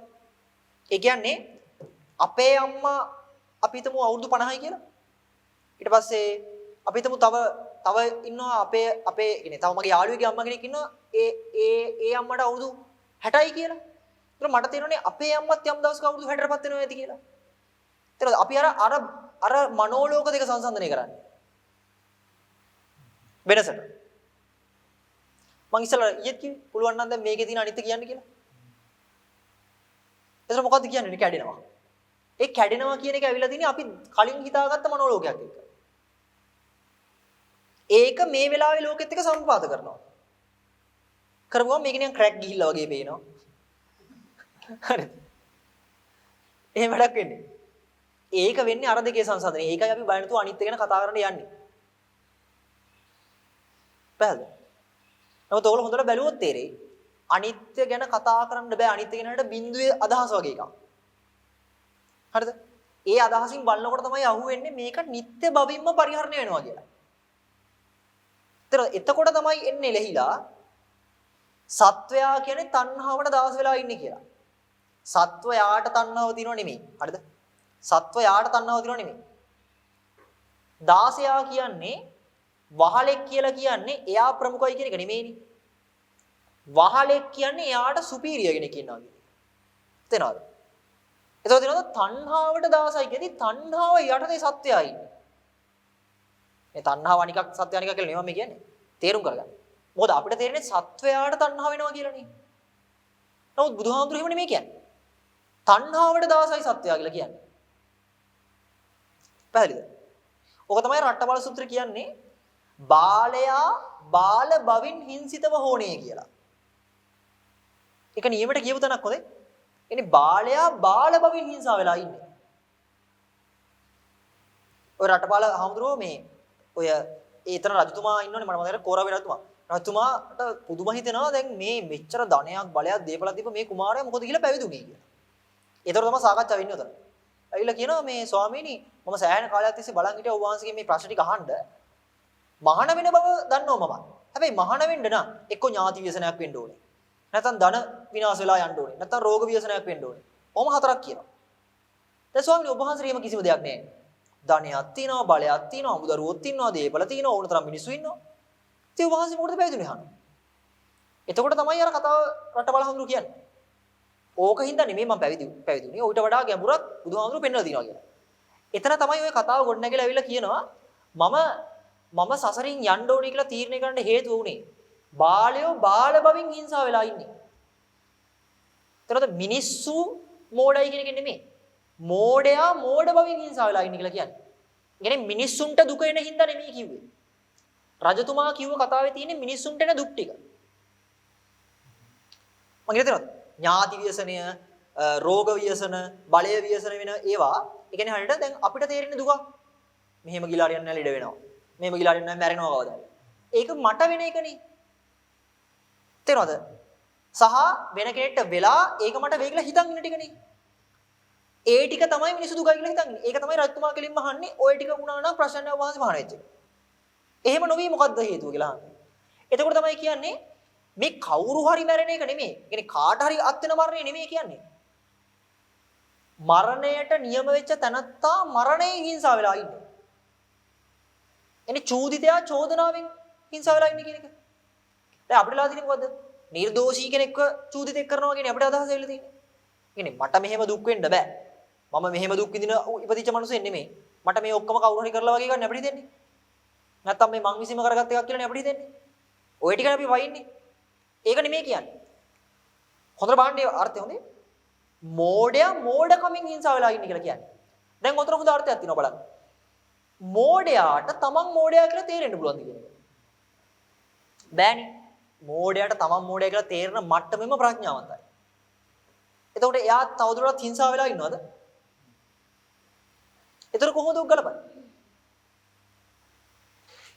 බලන්න මං කියන්නේ. ඒතර තේනවද බාලයා බාලභාවයෙන් හිංසිතව ඉන්නවා කියන භාවය තමයි ඔය බුදුහාමුදුරුවෝ මතක් කරන්නේ තණ්හාවට දාසයි කියලා. බාලකම, ලාබාල බව, ලාමක බව නැත්තම් පෘථග්ජන බව කියලා කියන්නේ තණ්හාවට දාස වෙලා වහල් වෙලා ඉන්න එක. තේරෙනවද? හොඳට තේරුම් ගන්න. දැන් මෙතන සිද්ධියේදී ඔය අපි හිතන්නේ තණ්හාව අයින් කරන්න බෑ. දැන් ඕගොල්ලෝ හිතනවාද මම අර මේ කිව් උපමාව හැටියට ඕගලන්ට කවදාවත් මේ කියවන මේ ලිපිය අයින් කරන්න පුළුවන් කියලා? පුළුවන්. කොහොමද දන්නවද? ඕගොල්ලෝ මේක ඇතුළේම ලියපු ලිපියක් මෙතනින් ගත්තොත් හරි. එනේ මේ කතාවේ තියෙනවා ලිපියක් කියවන එකක් මම. මම කියවන් යනකොට දැන් කියනවා. මෙහෙම හාඳුනමක් ලිපියක් කියවනවා. මම දැන් හිතනවනේ. එතකොට මේකට එනවා එකක්. හැබැයි ඒක මේක නෙමෙයි. පැහැදිලිද? ඒකයි කියන්නේ මෙතන හැමදෙස්සම බුදුහාමුදුරුවෝ කියන්නේ ඔය දෘෂ්ටිය සම්බන්ධ අදහස. يعني perception එක ගැන කියන්නේ ඔය හින්දා. කරලා කරන්න බෑ. හරිද? ජීවිතේම කැප කරලා මොන හරි දෙයක් කරා කියන්නකෝ කරන්න බෑ. ඇයි දන්නවද? එකක් නිශ්චිත නැහැ. දැන් කෙනෙක් කියන්න පුළුවන් නෑ නිශ්චිතයි කියලා දිනවනේ. ඇයි පොතේ කියලා දිනේ මෙහෙම කරොත් අනිවාර්යයෙන් වෙනවා කියලා? ඒක මට කියලා නෑ. එනේ මට තියෙන දැන් මේ ලිඛිත ලේඛනයක්ද විශ්වාස කරන්නේ? ලිඛිත ලේඛන කොච්චර නැසන්න පුළුවන්ද? එතන ස්ථාවර සාක්ෂියක් නැහැ. ඊට පස්සේ පරම්පරාවෙන් ඇවිල්ලා දිනවා අපිට. මේක කරොත් වෙනවමයි. මොකද්ද සාක්ෂිය? ආච්චිගේ සාක්ෂිය? ආච්චිගේ අම්මා. එයාගේ සාක්ෂිය? එයාගේ අම්මා. කොච්චර දුර යන්නද? පැහැදිලිද? හුඟක් කට්ටිය කියනවනේ. ඉතින් හුඟක් කට්ටිය කියනවා නම් කාටද ඒකේ ඒ අදහස තියෙන්නේ? මම කියන්නේ පැහැදිලිද? ඒකයි අර කිව්වේ පරම්පරාවෙන් ආවත් පතපොතේ තිබ්බත් හුඟක් දෙනා කතා කරත් මොනවා කිව්වත් ගණ්ඩත් එපා නොගණ්ඩත් එපා. ඔන්න ඔතන තමයි ලස්සන. ගණ්ඩත් එපා නොගණ්ඩත් එපා. විමසන්න කියලා කිව්වේ ওই අර්ථය නිසා. තේරෙනවද? ඒ කියන්නේ සම්පූර්ණ ඒකාධිකාරී බලය ලබලා දීලා තියෙනවා ශ්‍රාවකයන්ට ඕන ප්‍රශ්නයක් ඕන විදිහකට අහන්න කියලා. තේරෙනවද? නැත්නම් අපිට මෙන්න මේකයි. හරිද? දැන් මට විශ්වාසයක් නැත්තම් මේ සිද්ධිය මම මොකක් හරි එකක් කියනවා කියන්නේ ඔබට විශ්වාසයක් නැහැ. මට වෙනවා කියන්න මේ ටික අහන්න බෑ. මේ ටිකෙන් නම් ප්‍රශ්න අහන්න බෑ මං කියන්නේ. හරිද? මේ ටිකෙන් අහන්න මං කියන්නම්. ඒතර බෑනේ චින්තනයේ පටු වෙනවනේ. පැහැදිලිද? ඒතර තියනතර නිදහස් නිවහල් ශාසනයක් කියන්නේ ඒ හින්දා. ඒක ශාසනයක් කියලා කොටු කරන්නවත් වැඩක් නැහැ. මොකද නිදහස් නිවහල් කිව්වම එහෙම වචනයක්වත් ඕනේ නැහැ. පැහැදිලිද? ඒකයි ඒක ඕන තරකින් ප්‍රශ්න කරන්න කියන්නේ. පැහැදිලිද? ඒ වාසිය අපි ගත යුතුයි හොඳේ. ඒකයි මම අර හැමතිස්සෙම කියන්නේ කියන දේ අහන් ඉන්නවා කියන එක මහ ලොකු වැඩක් නෙමෙයි. ඒක අපිට ඕන කෙනෙක්ට පුළුවන් නේ. අහන්නත් පුළුවන්, අහනවා වගේ ඉන්නත් පුළුවන්. හැබැයි මේකේ අදහස කොච්චර දුරට අපි ගන්නවද කියන එක තීරණය වෙන්නේ අපි කොච්චර දුරට විචක්ෂණශීලීව බලනවද කියනත් එක්ක. ඒ විචක්ෂණය අපිට හිතලා කරන්න බෑ. ඒක වෙන්නේ ඒ විෂයට තියෙන ආදරෙත් එක්ක. එනේ ඒකට තියෙන රසවත් භාවයත් එක්ක. දැන් සමහරවිට අපි ඔය ඉගෙන ගන්න කාලේ සමහර විෂයන් ඇත්තරම ඒ අපි ඉගෙන ගත යුතු ඒවාම නෙමෙයි. හැබැයි අපි ඒක හොයාගෙන ඉගෙන ගන්නවා. ඒ ඉගෙන ගන්න එකට ආසෙන්න. තේරෙනවද? ඒක සමහරවිට අපිට මුලින් හිතනවා මේක පරිබාහිර විෂයක් කියලා. හැබැයි ඒකෙන් ආපු දත්ත වලින් අපේ තියෙන ප්‍රධාන විෂයත් ගොඩ යනවා. තේරෙනවද? මම උදාහරණයක් කිව්වේ. එතකොට දැන් මෙතන බලන්න ඕනේ හොඳට. ඕගොල්ලෝ හොඳට බලන්න අපි හැමතිස්සෙම අපිට ඕන වෙලා තියෙන්නේ අපි ඉන්න තැනින් අපි කරන දෙයින් වෙන්වීමක්. බැලුවා. අපිට අමතකයි කරන දෙයින් වෙන් වුණාමත් කර කර හිටපු කෙනාමයි වෙන් වෙලා ඉන්නේ කියන එක. තේරෙනවද? ඒක හරියට මෙහෙම කතාව කියවගෙන යනකොට දැන් මෙතන ප්‍රශ්නයක්. ඒ ප්‍රශ්නේ මේක කියවනකොටම ලෙහෙනවා. දැන් අපිට කතාව නෝමල් නේ. හැබැයි කියවන ගතිය දිගටම තියෙනවා. එනේ මේ අල්ලන් ඉන්න එක දිගටම තියෙනවා. දැන් මම මේ උදාහරණයක් කියන්නේ. දැන් මම මේක දිගටම අල්ලන් ඉන්නවා කියමුකෝ. කොහොමද ඉතින් මේ ෆෝන් එක මට කොච්චරලා මෙහෙම අල්ලන් ඉන්න පුළුවන්ද? දවසක්, දෙකක්, පහක්, අවුරුද්දක් පුළුවන්ද? හා?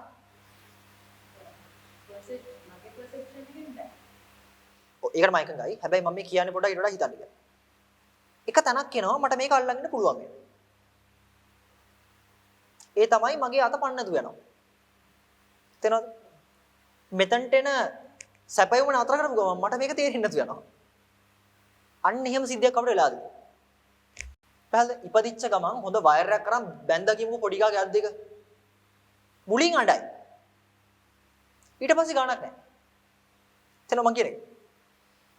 දැන් මේ කියන කතාව හැටියට නම් ඕගලන්ට හිතන්න පුළුවන් හරි. මුලින් නම් ටිකක් රිදෙනවා. ඒ කියන්නේ පැවැත්ම මුලින්ම තේරෙනවා ඇති. ඊට පස්සේ ඒක නියුට්‍රල් වෙලා ගිහිල්ලා තියෙන කියලා. එහෙම එකක් නෙමෙයි වෙන්නේ. මේ අපේ ඉන්න සිද්ධිය උඩට බයනද. අපිට වෙලා තියෙන්නේ මොකක්ද දන්නවද? ඉපදෙන්න කොටම වැදලා තියෙන්නේ. එනේ ඉපදෙන්නෙම සී නැති වෙලා. එතකොට පැහැදිලිද? ඒ කියන්නේ බල්ලා ඉපදෙන්නෙම දඟලක් එක්කන. දඟලකට දන්නේ. මණින් අපේ දඟලගෙන පොඩක් කියන්න. හරිද? ඔයගොල්ලෝ හොඳට බලන්න තමන්ගේ S2 දැන් මේ ඔක්කොම බලන S2 නේ. තමන්ගේ S2 හරියටම දැක්ක දවසකට උදාහරණයක් මොකක්ද? තමන්ගේ S2 තමන් හරියටම දැක්ක දවසකට. මොකක්ද තියෙන උදාහරණ? තමන් මේ බලන S2 තමන් හරියටම දැක්ක දවසට උදාහරණයක් කියන්න. හා? කන්නඩි. ඒක බලාපොරොත්තු වෙච්ච උත්තරයක් තමයි. හරිද? දැන් මේක කන්නඩි කියලා හිතන්නකෝ. හරිද? වෙනස් වෙලා හරි පේනවද කියන තමයි දැන් සැකේ. හරිද? මේක වෙනස් වෙලා හරි පේනව නම් අනුමාන ඥානයක් ගත්ත හැකියි. හොඳට බලන්න මම කියන්නේ. මේ කන්නඩිය මම බලනකොට මට හිතෙනවා මේ S2 තමයි මගේ කියලා. මම මොකද කිව්වේ? S2 කරන්නේ මොන කෘත්‍යද? S2 තියෙන මොකද ඔපරේෂන් එක? බලන එකනේ. නේ? ඒ කියන්නේ මට පෙන්නනවා දේවල්. හරි. දැන් මම මගේ S2 මගේ S2 බලනව නේද? ඒතකොට මගේ S2 මෙතන නම් තියෙන්නේ මට කොහොමද මේ පැත්තට පේන්නේ? මම කියන්නේ නේද? මගේ S2 ඉන්නේ මට පේන්නේ. ඒතකොට දැන් මම බලන්නේ මගේ S2 නේද? මගේ S2 මට පේන්නේ කොහොමද ඒකට? හා? ඒක රිෆ්ලෙක්ෂන් එක මගේ S2 නම්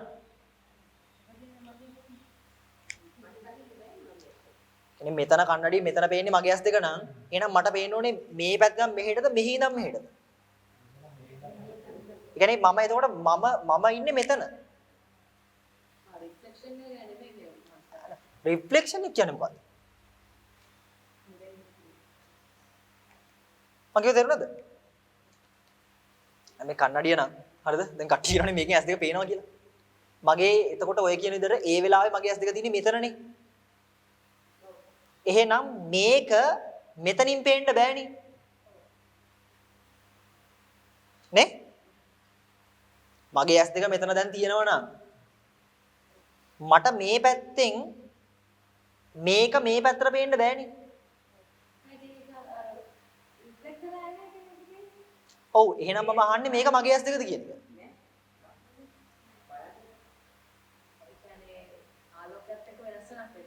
මේ නෙමෙයි ආලෝකයත් එක්ක මගේ ඇස් දෙක වෙනස් වුණා කියන එක නෙමෙයි. නෑ මේ ඇතුලෙන් පේන. මේ ඇතුලෙන් පේන එක මගේ එකක් නෙමෙයි. ඔය කියලා දෙන්නේ නැද්ද? පොඩ්ඩක් හිතන්න ඕනේ ඉතින්.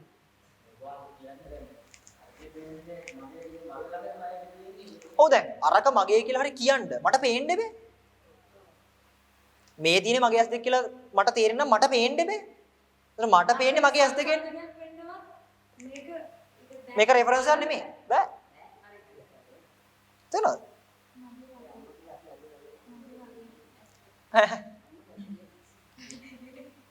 නෑ නෑ මගේ වගේ ඇස් දෙකක් නෙමෙයි මං කියන්නේ. වගේ කියලාවත් කියන්න බෑ.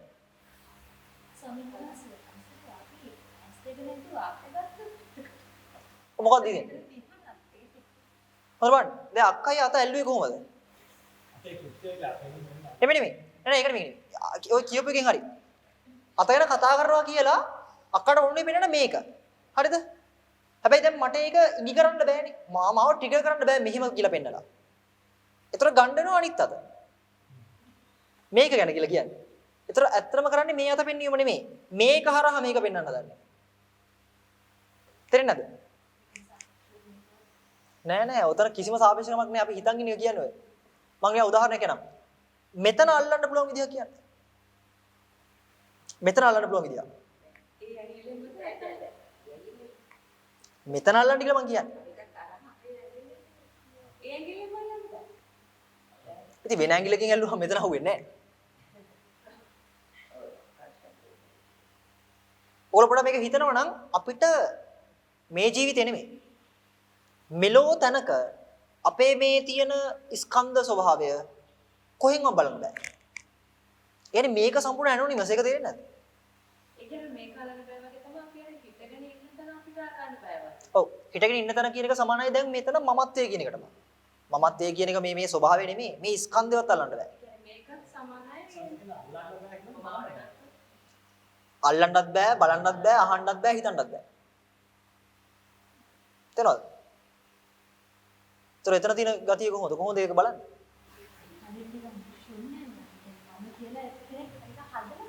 නෑ. ඒක නෙමෙයි. ඒක තමයි. දැන් ඔහොම කියනකොට අපිට තේරෙන්නේ එහෙමනම් මෙතන මමත්වයේ ශුන්‍යයි නේද ඔය කියන්නේ කියලා. ඒක නෙමෙයි කියන්නේ. මේ කියන්නේ අපි හිතන් ඉන්න විකාරය වැරදි. අපි හිතන් ඉන්න කතාව වැරදි. ඒ කියන්නේ මේක වැරදි කියලා මේ කියන්නේ. පැහැදිලි. මෙතන පද්ධතිය පවතිනවා. ඒ පද්ධතිය අල්ලන්න බෑ. කොහොමද දන්නේ පවතුනවා? එතන එකක් පවතිනවද නැද්ද කියලා අපිට තීරණය කරන්න වෙන්නේ අපි හිතන් ඉන්න එක වර්ධනකොට නේ. අපි හිතන් ඉන්න එක වර්ධනකොට ඔයගොල්ලන්ට යන දින ඔප්ෂන් එකයි තියෙන්නේ අතරම. ඒ තමයි අචේලට එදා යන්න වෙච්ච එක. අචේල ඇහුවේ මොකද්ද? ඔය කියන දේ නම් දුකක් නැහැ නේද හඳුනන්නේ. තේරෙනවද? ඒක තමයි ඔය ඉස්සලා ඇහුවේ. ඔය අක්කා කිව්ව එක තමයි. එහෙනම් මෙතන මෙහෙම එකක් වෙන්නේ නැහැ නේද කියන්නේ. නමුත් බුදුහාමුදුරුවෝ උත්තරේ මොකද්ද? නෑ එහෙම එකක් නෙමෙයි වෙනවා දුකක්. එතන දුකක් වෙනවා නම් අචේලයක දන්නේ නැත්තම් ඒ දුක පවතින්නේ මොන පදනමෙන්ද? දන්න කමකින් නෙමෙයි. නොදන්න කමකින්. එතනින් ගේනවා බුදුහාමුදුරුවෝ අවිජ්ජා පත්‍ය සංකාර. තේනවද? දන්නේ. ඒ හින්දා ඔක දුකද කියලා කියන්නවත් බෑ. සම්මාසයෙන් ඕකේ හේතුඵල කරලා ඔව්. නොදන්න කම නිසා සංකාර වේ කියන්නේ හේතුඵල ධර්ම නෙමෙයි.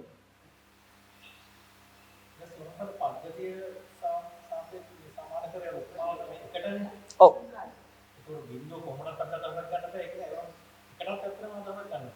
නෙමෙයි. බිඳුව ගැන අදහස නැත්තම් එක ගැන කතා කරන්න බෑ. කතා කරන්නේ හුදු දැනුමක්. තේරෙනවද? මේකත් එකක් අල්ලන්න බෑ නෑ. මම කිව්වේ ඒකයි. දැන් මේ තියෙන්නේ එක වගේ පද්ධතිය. කියවන ලිපිය. අපි කටයුතු කරන්නේ මෙතන වගේ තැනක. හරිද? මම කිව්වා නේද මේකයි වෙන් කරන්න බෑ. බැලද? මේකයි වෙන් කරන්න බෑ. එතකොට එකේම දිගුව තමයි මේ තියෙන්නේ. බැලද?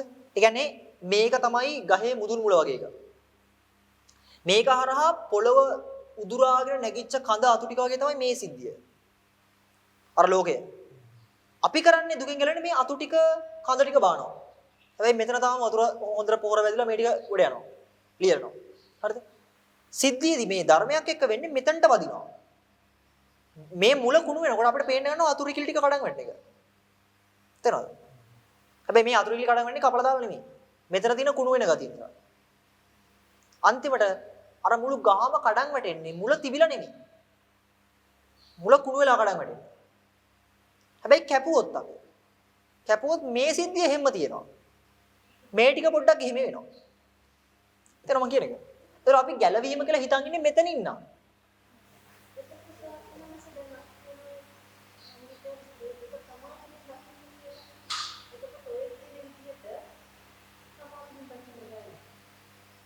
මේකයි දැන් අපි කියන එක වෙන්න පුළුවන් තමාතුලින් දකින්න කියලා. ඒ කියන්නේ ඒක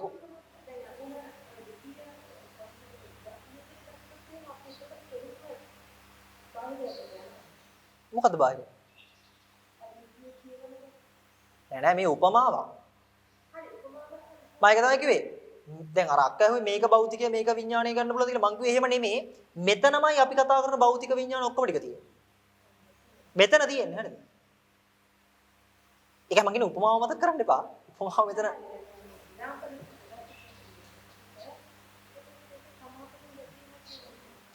තමා තුලින් දකින්නට වඩා තමාව දැකීමයි කියන්නේ. පැහැදිලි. තුලින් දකින්න එක නෙමෙයි. මොකද දැන් තමා තුල තියෙන දුක දැක්කට පස්සේ ඒ දුක අයින් කරාම තමාට ප්‍රශ්නයක් නැද්ද? ප්‍රශ්නයක්. පැහැදිලි. ඔව්. මෙහෙමයි. දැන් මෙහෙමයි. ඔතන මේකයි වැඩි. මේක මෙහෙම තේරුම් ගන්න හරිද? අර මං එදා මුලින්ම කිව්වේ. දැන් අපිට මුලින්ම තේරෙන්නේ මේ තියෙන ෆෝන් එක. මේ තියෙන මෙතන ෆෝන් එකක් කියලානේ. හරිද? ඊට පස්සේ හොඳට කල්පනා කරනකොට තේරෙනවා ඉතින් මෙතන ෆෝන් එකක් කියලා හිතෙන්නේ මගේ හිත පැත්තටනේ. දැන් මොකද වෙන්නේ? බාහිර ලෝකයක් කියලා හිතන් හිටපු කෙනා අර තියෙන උත්තේජනත් එක්ක තේරුම් ගන්නවා මේ මුළු ලෝකෙම තියෙන හිතේ කියලා. නැත්නම් ඇතුලේ කියලා. ඒක තමයි. දැන් මේ මුළු ලෝකෙම තියෙන හිත ඇතුලේ නම් හරිද? මේ කිසිම දෙයක් නැතුව මට ෆෝන් එක පාවිච්චි කරන්න පුළුවන් වෙන්නේ නැහැ. එහෙනම් පුළුවන්ද? මම දැන් හිතමින් ඉන්නේ මේ කොහොමද YouTube යන්නේ කියලා. වෙන්නේ නැහැ. ඒක තේරෙනවද අර රොබෝ කෙනෙක් වැඩ කරන්න බෑ හાર્ඩ්වෙයාර් එකක් විතරක් තිබිලා. සොෆ්ට්වෙයාර් එකක් විතරක් තිබිලා. මේ දෙකම සන්නද්ධ වෙන්න ඕනේ. සොෆ්ට්වෙයාර් එක කියලා හිතන්නකෝ අභ්‍යන්තරය. හાર્ඩ්වෙයාර් එක වගේ තමයි භෞතික. නැත්තම් බාහිරය. එකක් වෙන වෙනම තිබ්බ කියලා හරියන්නේ නැහැ. ওই දෙක සම්බන්ධ වෙන්න ඕනේ. ওই සම්බන්ධ නිසා තමයි මම මගේ කියන දෙකක් කියන්නේ. අර කියන්නේ අජ්ජත්තං වා කායේකා අනුපස්සී විරති බහිද්ධා වා කායේකා අනුපස්සී විරති කියලා. එහෙම කියන්නේ ඇයි සමස්තය අල්ලලා තියෙන්නේ. බල අපි කරන්නේ කෑල්ලක් තියෙනවා. එනේ කට්ටියක් කරන වැඩේ මේව නිසා තමයි දුක කියලා මේවත් එක්ක කොටු වෙනවා. කට්ටිය කල්පනා මේ ඔක්කොම ඉතින් ප්‍රශ්න මම බලන හින්දානේ. නැත්නම් මගේ හිතේ මේ ඔක්කොම තියෙන්නේ. ඒකත් එක්ක කොටු වෙනවා. හැබැයි මේ දෙකම තමයි ප්‍රශ්නේ.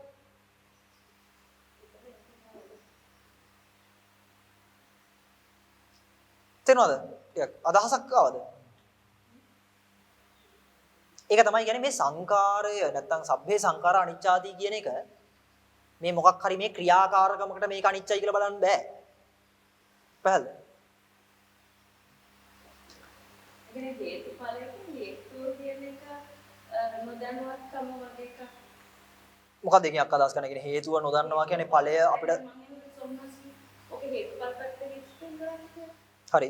ඒක නොදන්නවත්කම නිසා මොකක්ද පත්‍ය මොනේ සංකාරක එන්නේ පොඩ්ඩක් එක්ස්ප්ලেইন කරන්න. අපි උදාහරණයක් ගමු නිකන් මේ තියෙන ෆෝන් එකට පනාව කියලා. මේ සෙල්ෆෝන් එකට පනාව කියලා හිතන්නකෝ. හරිද? මේ සෙල්ෆෝන් එක මන් ළඟට ඇවිල්ලා කතා කරලා අහනවා හාමුදුරනේ මේ සෙල්ෆෝන් එක ගැන මට පොඩ්ඩක් කියලා දෙන්න බැයිද කියලා. හරිද? මට කියලා දෙන්න පුළුවන්. කියන්නේ මේ සෙල්ෆෝන් එකට පණ ඇවිල්ලා මගෙන් අහන ප්‍රශ්නේ තමයි මට සෙල්ෆෝන් එක ගැන කියලා දෙන්න. දැන් මේක අහන්නේ කවුද කියන්නේ? අහන්නේ සෙල්ෆෝන් එක. මේ සෙල්ෆෝන් එකට ජීවේ ලැබුණාම මල් ළඟට ඇවිල්ලා අහන පළවෙනි ප්‍රශ්නේ තමයි මට සෙල්ෆෝන් ගැන කියලා දෙන්න කියලා. හරිද? මම ඕගොල්ලන්ට මේ ප්‍රශ්නේ යොමු කරන්න කොහොමද මෙයාට කියලා දෙන්නේ? ඕගොල්ලන් ප්‍රශ්නේ අහන්නේ දැන්. මට සෙල්ෆෝන් එක ගැන දැනගන්න ඕන කියලා ප්‍රශ්නේ අහන්නේ.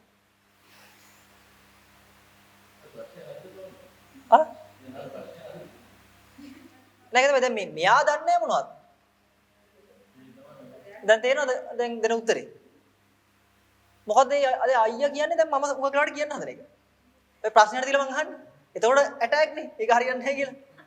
දැන් මේකට ඒකම කියනවා. තේරෙනවද?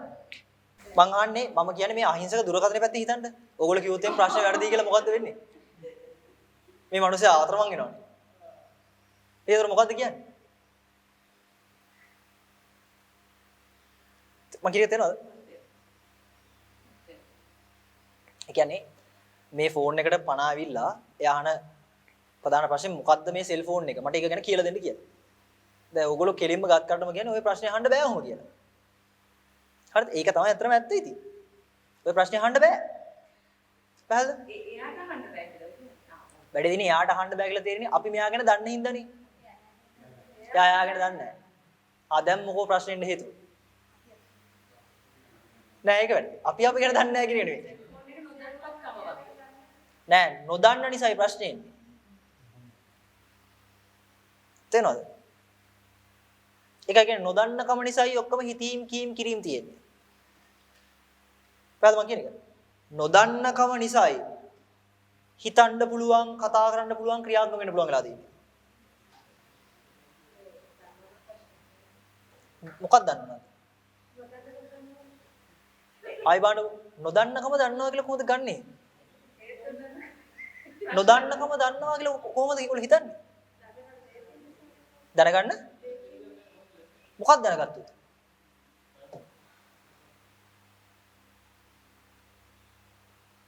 ඕලෝ නිකන් හොඳට හිතලා බලන්න මේකේ දැනගන්න දෙයක්ද තියෙන්නේ නොදන්නවා කියන එකද පදනම? අපිට වෙලා තියෙන්නේ දැන් නොදන්නකම හරි දැනගන්න ඕනේ. තේරෙනවද? ඒක තමයි අපේ තියෙන්නේ ලැබෙන්න ඕනේ කොහොම හරි මොන හරි දැන්. කමන්නේ හොඳ දේවල් කරන්න. ඒක තර්කයක් නෑ. හරිද? නමුත් මෙතන තේරෙනවද? නොදන්නකම දැනගන්න දරන උත්සාහය ව්‍යර්ථ වෙනවා. ඇයි දැන් ඕගොල්ලෝ නොදන්නකම දැනගත්ත ගමන් ආයෙ නොදන්නොත් කමක් එන්නේ නැහැ. හොඳට බලන්න. දැන් නොදන්නකම දැනගන්නවා කියන්නේ හරියට මොකද්ද? අවිද්‍යාව නිරෝධයි වගේ නේද? ඔගොල්ලෝ කල්පනා කරන්නේ අවිද්‍යාව නිරෝධ කරලා ජීවත් වෙනවා කියලාද? ඒකට දැන් ඕගොල්ලෝ ඉල්ලන්නේ ඒක නෙමෙයිද?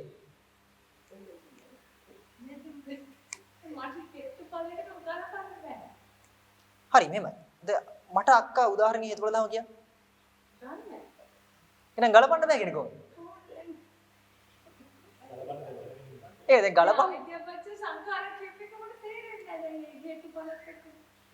අවිජ්ජාපච්ච සංඛාරා කියන්නේ හේතුඵලයි අවිජ්ජාපච්ච සංඛාරා කියන්නේ දෙකක් නෙමෙයි. එකමයි කියන්නේ. හේතුඵල දහමේ අර්ථකථනය අර්ථ දැක්වීම අවිජ්ජාපච්ච සංඛාර කියන ඉස්සරහට කොටස. ඔව්. ඔව්. ඒක තමයි දැන් මම මේකෙන් කිව්වේ. ඒ කියන්නේ පැවැත් අර යටම ලේයර් එක තමයි පටිසම්පාද කියන එක තමයි. නෑ මම කිව්වට දැන් මේ ලේයර් වෙන් කරන්න බෑ. ඔව්. වෙන් කරන්න බෑ. ඒ කියන්නේ මේ කතා කරද්දී මේ ආටිකල් එකයි මේ හිතන සිද්ධියයි ඔක්කොම තමයි නියාමනය වෙන්නේ පටිසමුපාදේ. හරිද? දැන් මේක උපමාවක්නේ. දැන් මේක ඛණ්ඩනය කරලා පෙන්න ගන්න බෑ. මොකද මං කිව්වේ මොකද්ද? ඕගොල්ලෝ මේ ආටිකල් එක දැන් කියවලා තියෙනවනේ. ඕගොල්ලන්ට ඕගොල්ලෝ ඔයා කියලා හිතන් ඉන්න එක මේ ආටිකල් එකේ කියවිලා තියෙන්නේ දැන්. තේරෙනවද? ඒ කියන්නේ මේ කියවන ලිපියේ හාමුදුරුව කෙනෙක්ගේ විස්තරයක් තියෙනවා මට සාපේක්ෂව. ඒතර මම දන්නවා මම කියන්නේ මෙයා කියලා. මට මේක අමතක වෙලායි මෙතන මේ කතාව තියෙන්නේ. ඒතර දැන් මම කතා කරන්නේ හාමුදුරුව කියන සිද්ධිය ගැන. ඒ කතා කරන්නේ ඇත්තටම මේ කියවන හාමුදුරුව ගැන. හැබැයි මට තේරෙන්නේ මොකක්ද? මෙතන ඉන්න කෙනා ගැන. ඔන්න ඕකයි ප්‍රශ්නේ. ඒකයි අපිට අග්ගාලා ඕනම දෙයකට පටිච්චසමුප්පාදය ඇප්ලයි කරන්න හදන්නේ. ඔව් අනිවාර්යෙන් ඕක ඒ කියන්නේ දැන් අපිට සරලවම මෙච්චර වෙන්නේ. අපිට තේරෙනවා හා හරි. මේක හැදුනේ මේ වගේ තමයි.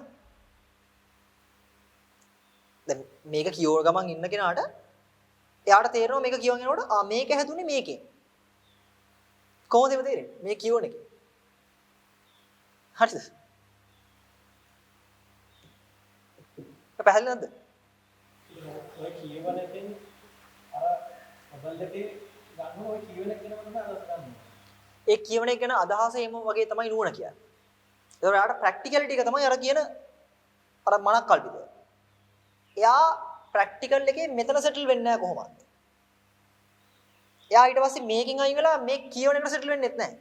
මොකද මේක ලෙහෙනවා කියන්නේ මේ කියවන එකම ඉවරයි. මේ අර බබල් එක ඇතුලේ දැන් එයා මේක කියවන එක ගැන අදහස ආවම දන්නවා දැන් ඉන්නේ බබල් එකේ. බබල් එක දන්නවා කියලා කියන්නේ තේරෙනවා කියන එක නෙමෙයි. තේරෙනවා කියන එක නෙමෙයි.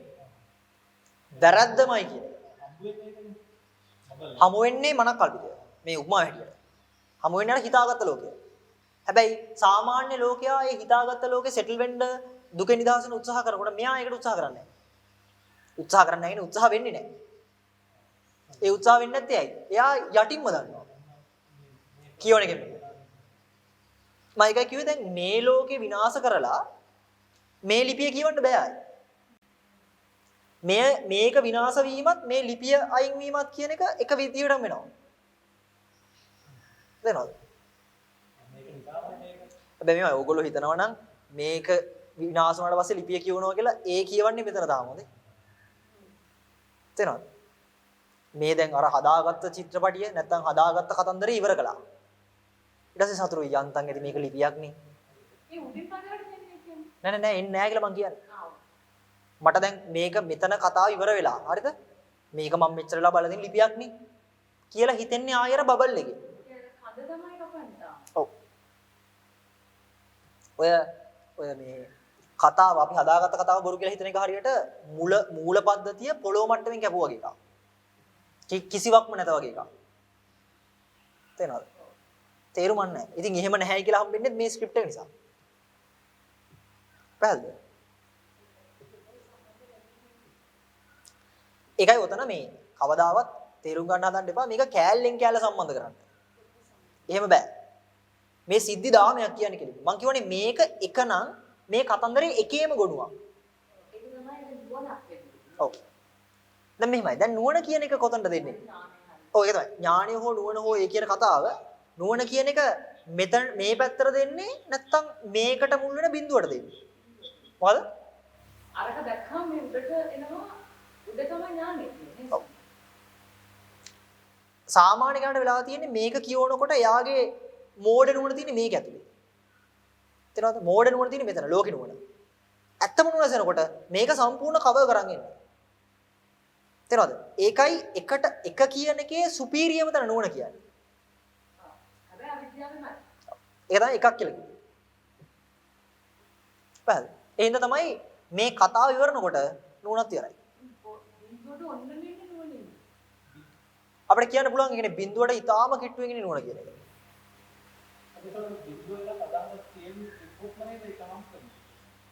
නෑ ඒක තමයි දැන්. අය මෙතන මේ වැඩි. දැන් අපි කතාව කරනකොට කරන්න වෙන්නේ දෙකක් සම්බන්ධ කරලා. කියන්නේ අපිට එගොඩ සහ මෙගොඩ දෙක අරගෙන තමයි පෙන්න ගන්න වෙන්නේ මේක. හැබැයි මම මොකද්ද අර මාළුවේ කතාවෙත් මතකද නැහැ මම කිව්වා මාළු වට එගොඩ දකින්න බෑ. එගොඩ කියන එක හමු වුණොත් මාළුකම සහ සාගරේ හම්බ වෙනවා. අපි කල්පනා කරන්නේ මාළුව ගොඩ බිම දැකීමක් නේ. ඒක හරියන්නේ නැහැ. ඒ කියන්නේ අර මේ එක බිඳුවර කතාවට ගත්තොත් එකේ ඉන්න අපිට කොහොමද බිඳුව බලන්න පුළුවන් වෙන්නේ කියන එක අහන්න ඕනේ. එකේ ඉන්න කියලා දන්නවනම් එකේ නම් තමන් ඉන්නේ කියලා තමන්ට දන්නවනම් බිඳුව ගැන හොයන්න දෙයක් නැහැ. පැහැදිලිද? මෙතන අපි හිතාගත්ත කතාවේ එකේ අපි ඉන්නේ. ඒ හින්දා තමයි සාමාන්‍ය කෙනා එකෙන් එකක් අඩු කරපු බිඳුවට යන්නේ. ඒකට කියන්නේ ආයි බිඳුවක් කියලා. නැද කියලා. පැහැදිලිද? ඒතර අනිච්ච සංඥාව. ඒක තේරෙනවද? මේ අනිච්ච ලක්ෂණයේ අදහස ටික. හරි. ඒ කියන්නේ අනිච්ච ලක්ෂණයෙන් ලෝකේ හමු වීම කියන එකයි. ලෝකයේ අනිච්ච ලක්ෂණය බලනවා කියන්නේ දෙකක්. පැහැදිලිද?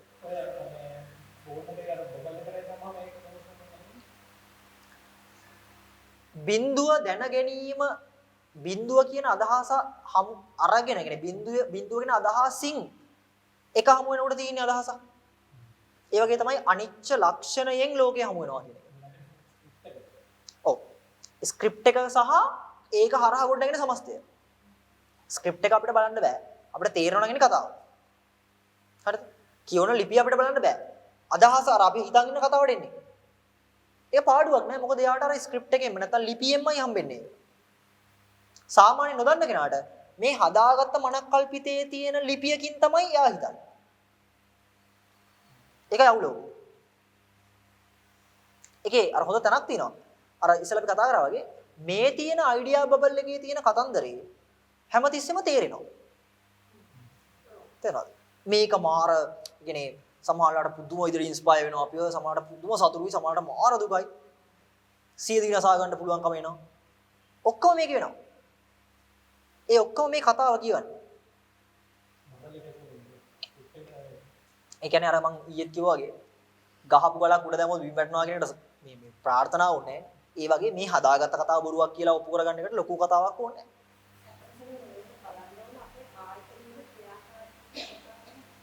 මම එකයි කිව්වේ දැන් ඇත්තටම මේ උපමාව ගත්තොත් මේ සිද්ධිය මේ තියෙන ලිපිය කියවන්න මූලිකව ආයතන සක්‍රියයිනේ. නමුත් දැන් මේ ලිපිය ඇතුලේ තියෙන ආයතන ගැන ඒක හරහානේ මෙතන ආයතන හිතන්නේ. ඒතර මේ ආයතන නිෂ්ක්‍රීය කරන එක තමයි අපි කරන්නේ. මේක නිෂ්ක්‍රීය කරා කියලා සතුටු වෙන්නේ මේ ආයතන හරහා. තේරෙනවද? ඒක තමයි සක්‍රියයි කියන්නේ. අර සවිඥානිකයි කියන්නේ. තේරෙනවද? පද්ධතිය සක්‍රියයි. සක්‍රියත්වය තුල නිෂ්ක්‍රීය කරන එක තමයි අපි කරන්නේ. පැහැදිලි. ඔය මම දැක්ක එක ලිපියක් තියෙනවා මේ මුහුදු වෙරළකින් හම්බෙලා තිබිලා තියෙනවා බෝම්බයක්. ඔය ලෝක යුද්ධ කාලේ දාපු. ඒක නිකන් අර හතු වැවිලා උඩ සත්තු ඉඳලා එහෙම නිකන් පරණ කෞතුක භාණ්ඩයක් වගේ. නමුත් චෙක් කරාම ආමිකට අහුවෙලා දෙනවා තාම සක්‍රියයි කියලා. දැන් අපිට බැලුවම තියෙන්නේ ඒක නිෂ්ක්‍රියයි කියලානේ පුපුරන්නේ නැහැ වගේ කියලා. නෝ තාම සක්‍රියයි අද. තනෝ.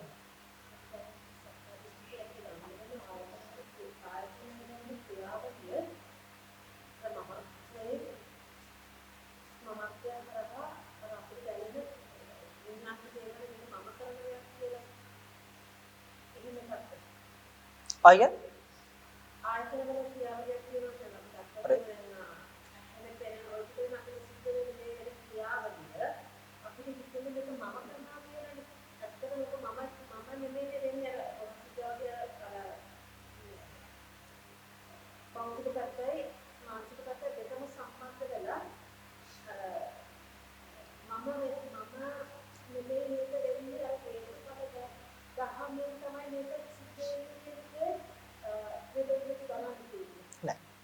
නෑ මෙතන මම කිව්වේ දැන් මෙතන ඇත්තම මමත්වයේ තමයි මේ ලිපිය. හරිද? ඇත්තම සත්වත්වයේ වගේ තමයි මේ ලිපිය. නමුත් අපි සත්වයා මම පුද්ගලයා කියලා අපි හිතන් ඉන්නේ මෙතනින්. ඒක තේරෙනවද? ඇත්තම සත්වත්වයේ තමයි මේක. හැබැයි අපි හිතන් ඉන්න සත්වත්වයේ තමයි මෙතන තියෙන්නේ. අපිට තේරෙන එක. හරිද? දැන් මම එකයි කිව්වේ මෙතන තියෙන දුකෙන් නිදහස් වෙන්න බලන්න පුළුවන් විදිහ උවක් තියෙනවනේ.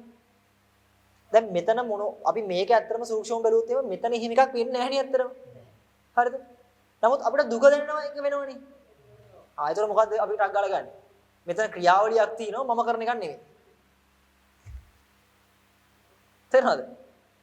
ඉතින් ඇත්තටම මම තමයි කරන්නේ ඔක. ඉතින් වෙන මොකෙක්වත් කරන්නේ නැහැ. පැහැදිලිද? මෙතන නිර්වචන වල වෙනසක් තියෙන එකයි ප්‍රශ්නේ.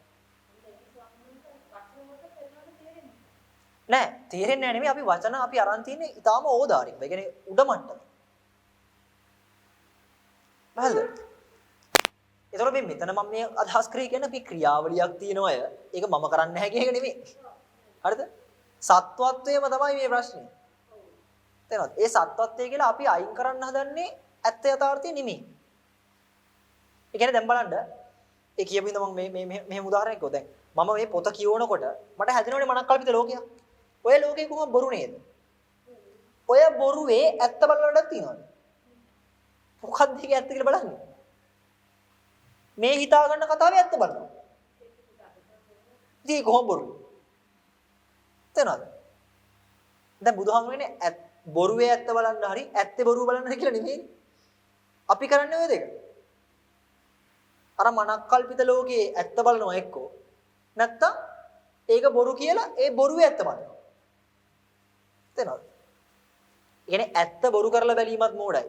බොරුවේ ඇත්ත බැලීම ඊට වඩා මෝඩයි. පැහැදිලි? බුදුහාමුදුරුවෝ ඇත්ත ඇති හැටියෙන් දකින්න කියලා. යථා භූත කියලා කියන්නේ ඒකට. අපි කරන්නේ යථා අභූත කරනවා.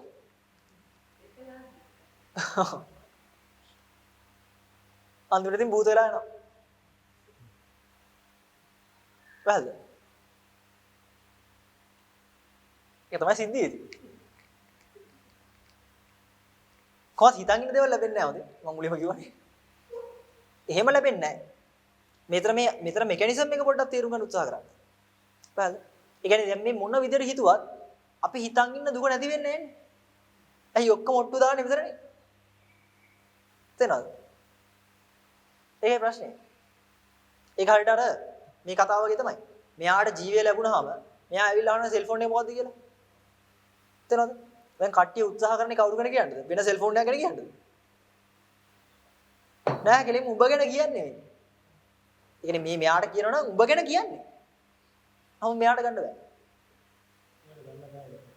අන්නේ ගන්න එක තමයි නුවණ කියන්නේ.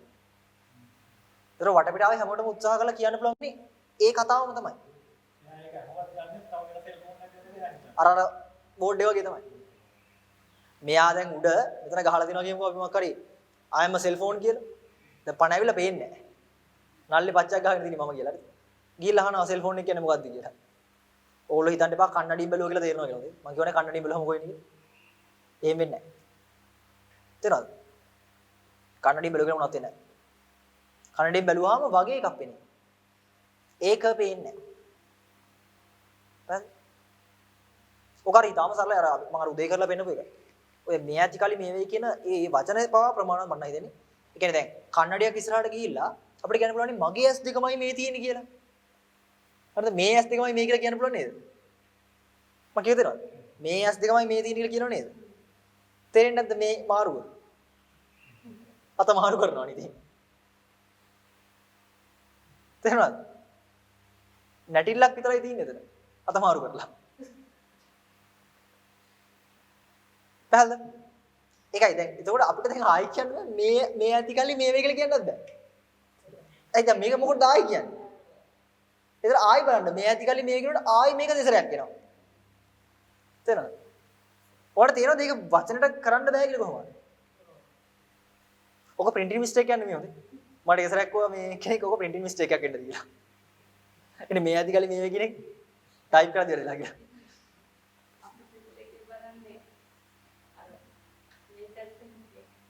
මේ උඩින් උඩින් අපි ත්‍රිපිටකයේ කියවන කියලා හිතන් ඉන්නේ මේකේ. ඒකයි ප්‍රශ්නේ. තේරෙනවද? දෙවිඩි. ඉතින් මම අර එක බිඳුවේ කතාව මම අදහස ගෙනාවේ ඔන්න ඔය හැංගී පොඩ උලුප්පන්න ඕනේ හින්දා. ඒකෙදි ඒකයි මම කියන්නේ දැන් මෙතන අපිට බිඳුව ගැන යම් තැනක අදහසක් එනවා නම් හොඳට තේරුම් ගන්න එක බිඳුව නෝන බව. අන්න ඒ විදිහට හරි අදහසක් එනවා නම් වටිනවා. මොකද අපිට වැරද්ද අහු වෙනවා දැන්. හොඳ බලන්නකෝ දැන් මෙතන බුදුහාමුදුරුවෝ ඔය බ්‍රහ්මජාල සූත්‍රය වගේ එකක් ගත්තොත්. ඒකේ පෙන්නලා තියෙන්නේ මොකක්ද අතන? බ්‍රහ්මජාල සූත්‍රයේ අයින් කරනු ටික. සමස්ත සූත්‍ර පරියාය. හරිද? සමස්ත බුද්ධ දේශනාව දිගේ හැරෙන්නේ මොකක් හරි හරි කියන්නද මේ ඔක්කොම වැරදි කියන්නේ. වැරදි කියලා තියෙන්නේ. පැහැදිලිද? ඒ කියන්නේ මේ නිර්වචනය කියන අපට තේරුම් ගන්න සම්මා දිට්ඨිය කියලා කියන්නේ මොකක්ද? නිවැරදි දැකීමනේ. සම්මා කියන්නේ නිවැරදි කියලා අපි ගමු. දිට්ඨිය කියන්නේ දැක්ම. හරිද? ඔය රයිට් පර්සෙප්ෂන් කියලා ගත්තොත් එහෙම. හරිද? ඔයාලා මොකක්ද හිතෙන්නේ? නිවැරදි දැකීම කියන එකට ගන්න තියෙන සරල අර්ථකථනය මොකක්ද? මොකද උනන්නේ?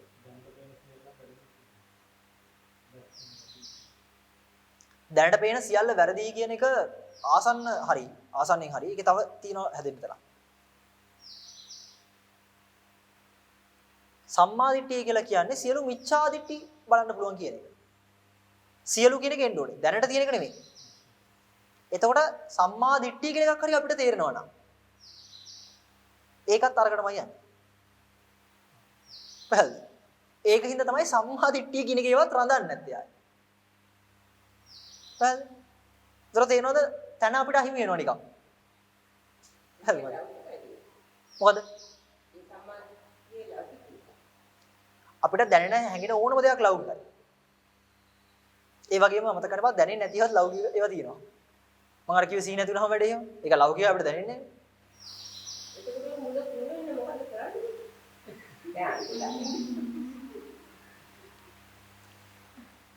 මුල කුණු කරන්න තමයි බැලුවේ ඉතින්. වැඩ දෙන්නේ පස්නේ වෙන්නේ ඉතින් කොන්ක්‍රීට් දාගෙන ඉන්න තියෙන්නේ. ඒකයි වැඩි. නෑ ඒකට කරන්න තියෙන්නේ මොකද්ද කියලා අහනකොට මට හැමදාම දෙන්න තියෙන එක සරල උත්තරයයි. හරිද? ඒ හොඳ විවේකී මනසකින් ඇත්තම විවේකී මනසකින් අවංකව විවේකී මනසකින් මේක ගවේෂණය කිරීම තමයි කරන්නේ. හරිද? කියන්නේ මේක හොඳින් හොයන එක. හරිද? අනිවාර්යයෙන්. කියන්නේ ධර්මයත් එක්ක අර අපි දැන් ඔය කියන්නේ ධම්මෝහ වේරක්කති ධම්මචාරී කියන. ධර්මයේ විසින් ධර්මය රකින්න ආරක්ෂා කරනවා කියන්නේ. ඒතර දැන් කවුරු හරි කෙනෙක් මට ආරක්ෂාව සපයනවද මං එයාගෙන හොයන්නේ නැත්නම් බලන්නේ නැත්නම් කොහෙද ඉන්නේ කියලාවත් දන්නේ නැත්නම් එයා මං ගැන නිකන් හොයලවත් බලනවද? නෑනේ. ඒතකොට ධර්මය කියන එක ජීවිතේ තියෙන්න ඕනේ. තේනවද? නැතුව මේ අපි දිහා ධර්මයේ බලන් ඉඳලා අපිව ආරක්ෂා කරන්නේ නැහැ. පැහැදිලි. සාර මට මතක්ුනේ කියන්නේ ඔය අපිට අවිල්ලා තියෙන මේ අපි සමහර ඒවා සම්ප්‍රදායිකයි තේරුමක් නැහැ කියලා හිතන් ඉන්න මෝඩ දවසක් අපිට තියෙනවා. ඒකේ මේ වැරද්ද මම පොඩ්ඩක් මේ කියන්නේ උසාව. දැන් හුඟක් වෙලාවට දැන් දේශනාවට આવත් බොහෝ හැමෝම වගේ වඳිනවනේ. ඒ වඳින එක නිකන් බලන්න. හරිද? වඳින්න පුළුවන් විදි ගොඩක් තියෙනවා. එනේ මට කෙනෙක්ට වඳින්න පුළුවන් ක්‍රම කිහිපයකට. ඒ කියන්නේ වඳින්න කෙනෙක්ට බැඳුමක් ලබන්න සුදුසුකම් හුඟක් ආකාරයෙන් තියෙන්න පුළුවන්. එකක් තමයි වයෝ වෘද්ධ ගතිය. එනේ වයසින් වැඩි නම් මට වඳින්න පුළුවන්. මොකද ඒක යාගේ තියෙන සුදුසුකම. අනිත් එක තමයි ගුණ වෘද්ධිය.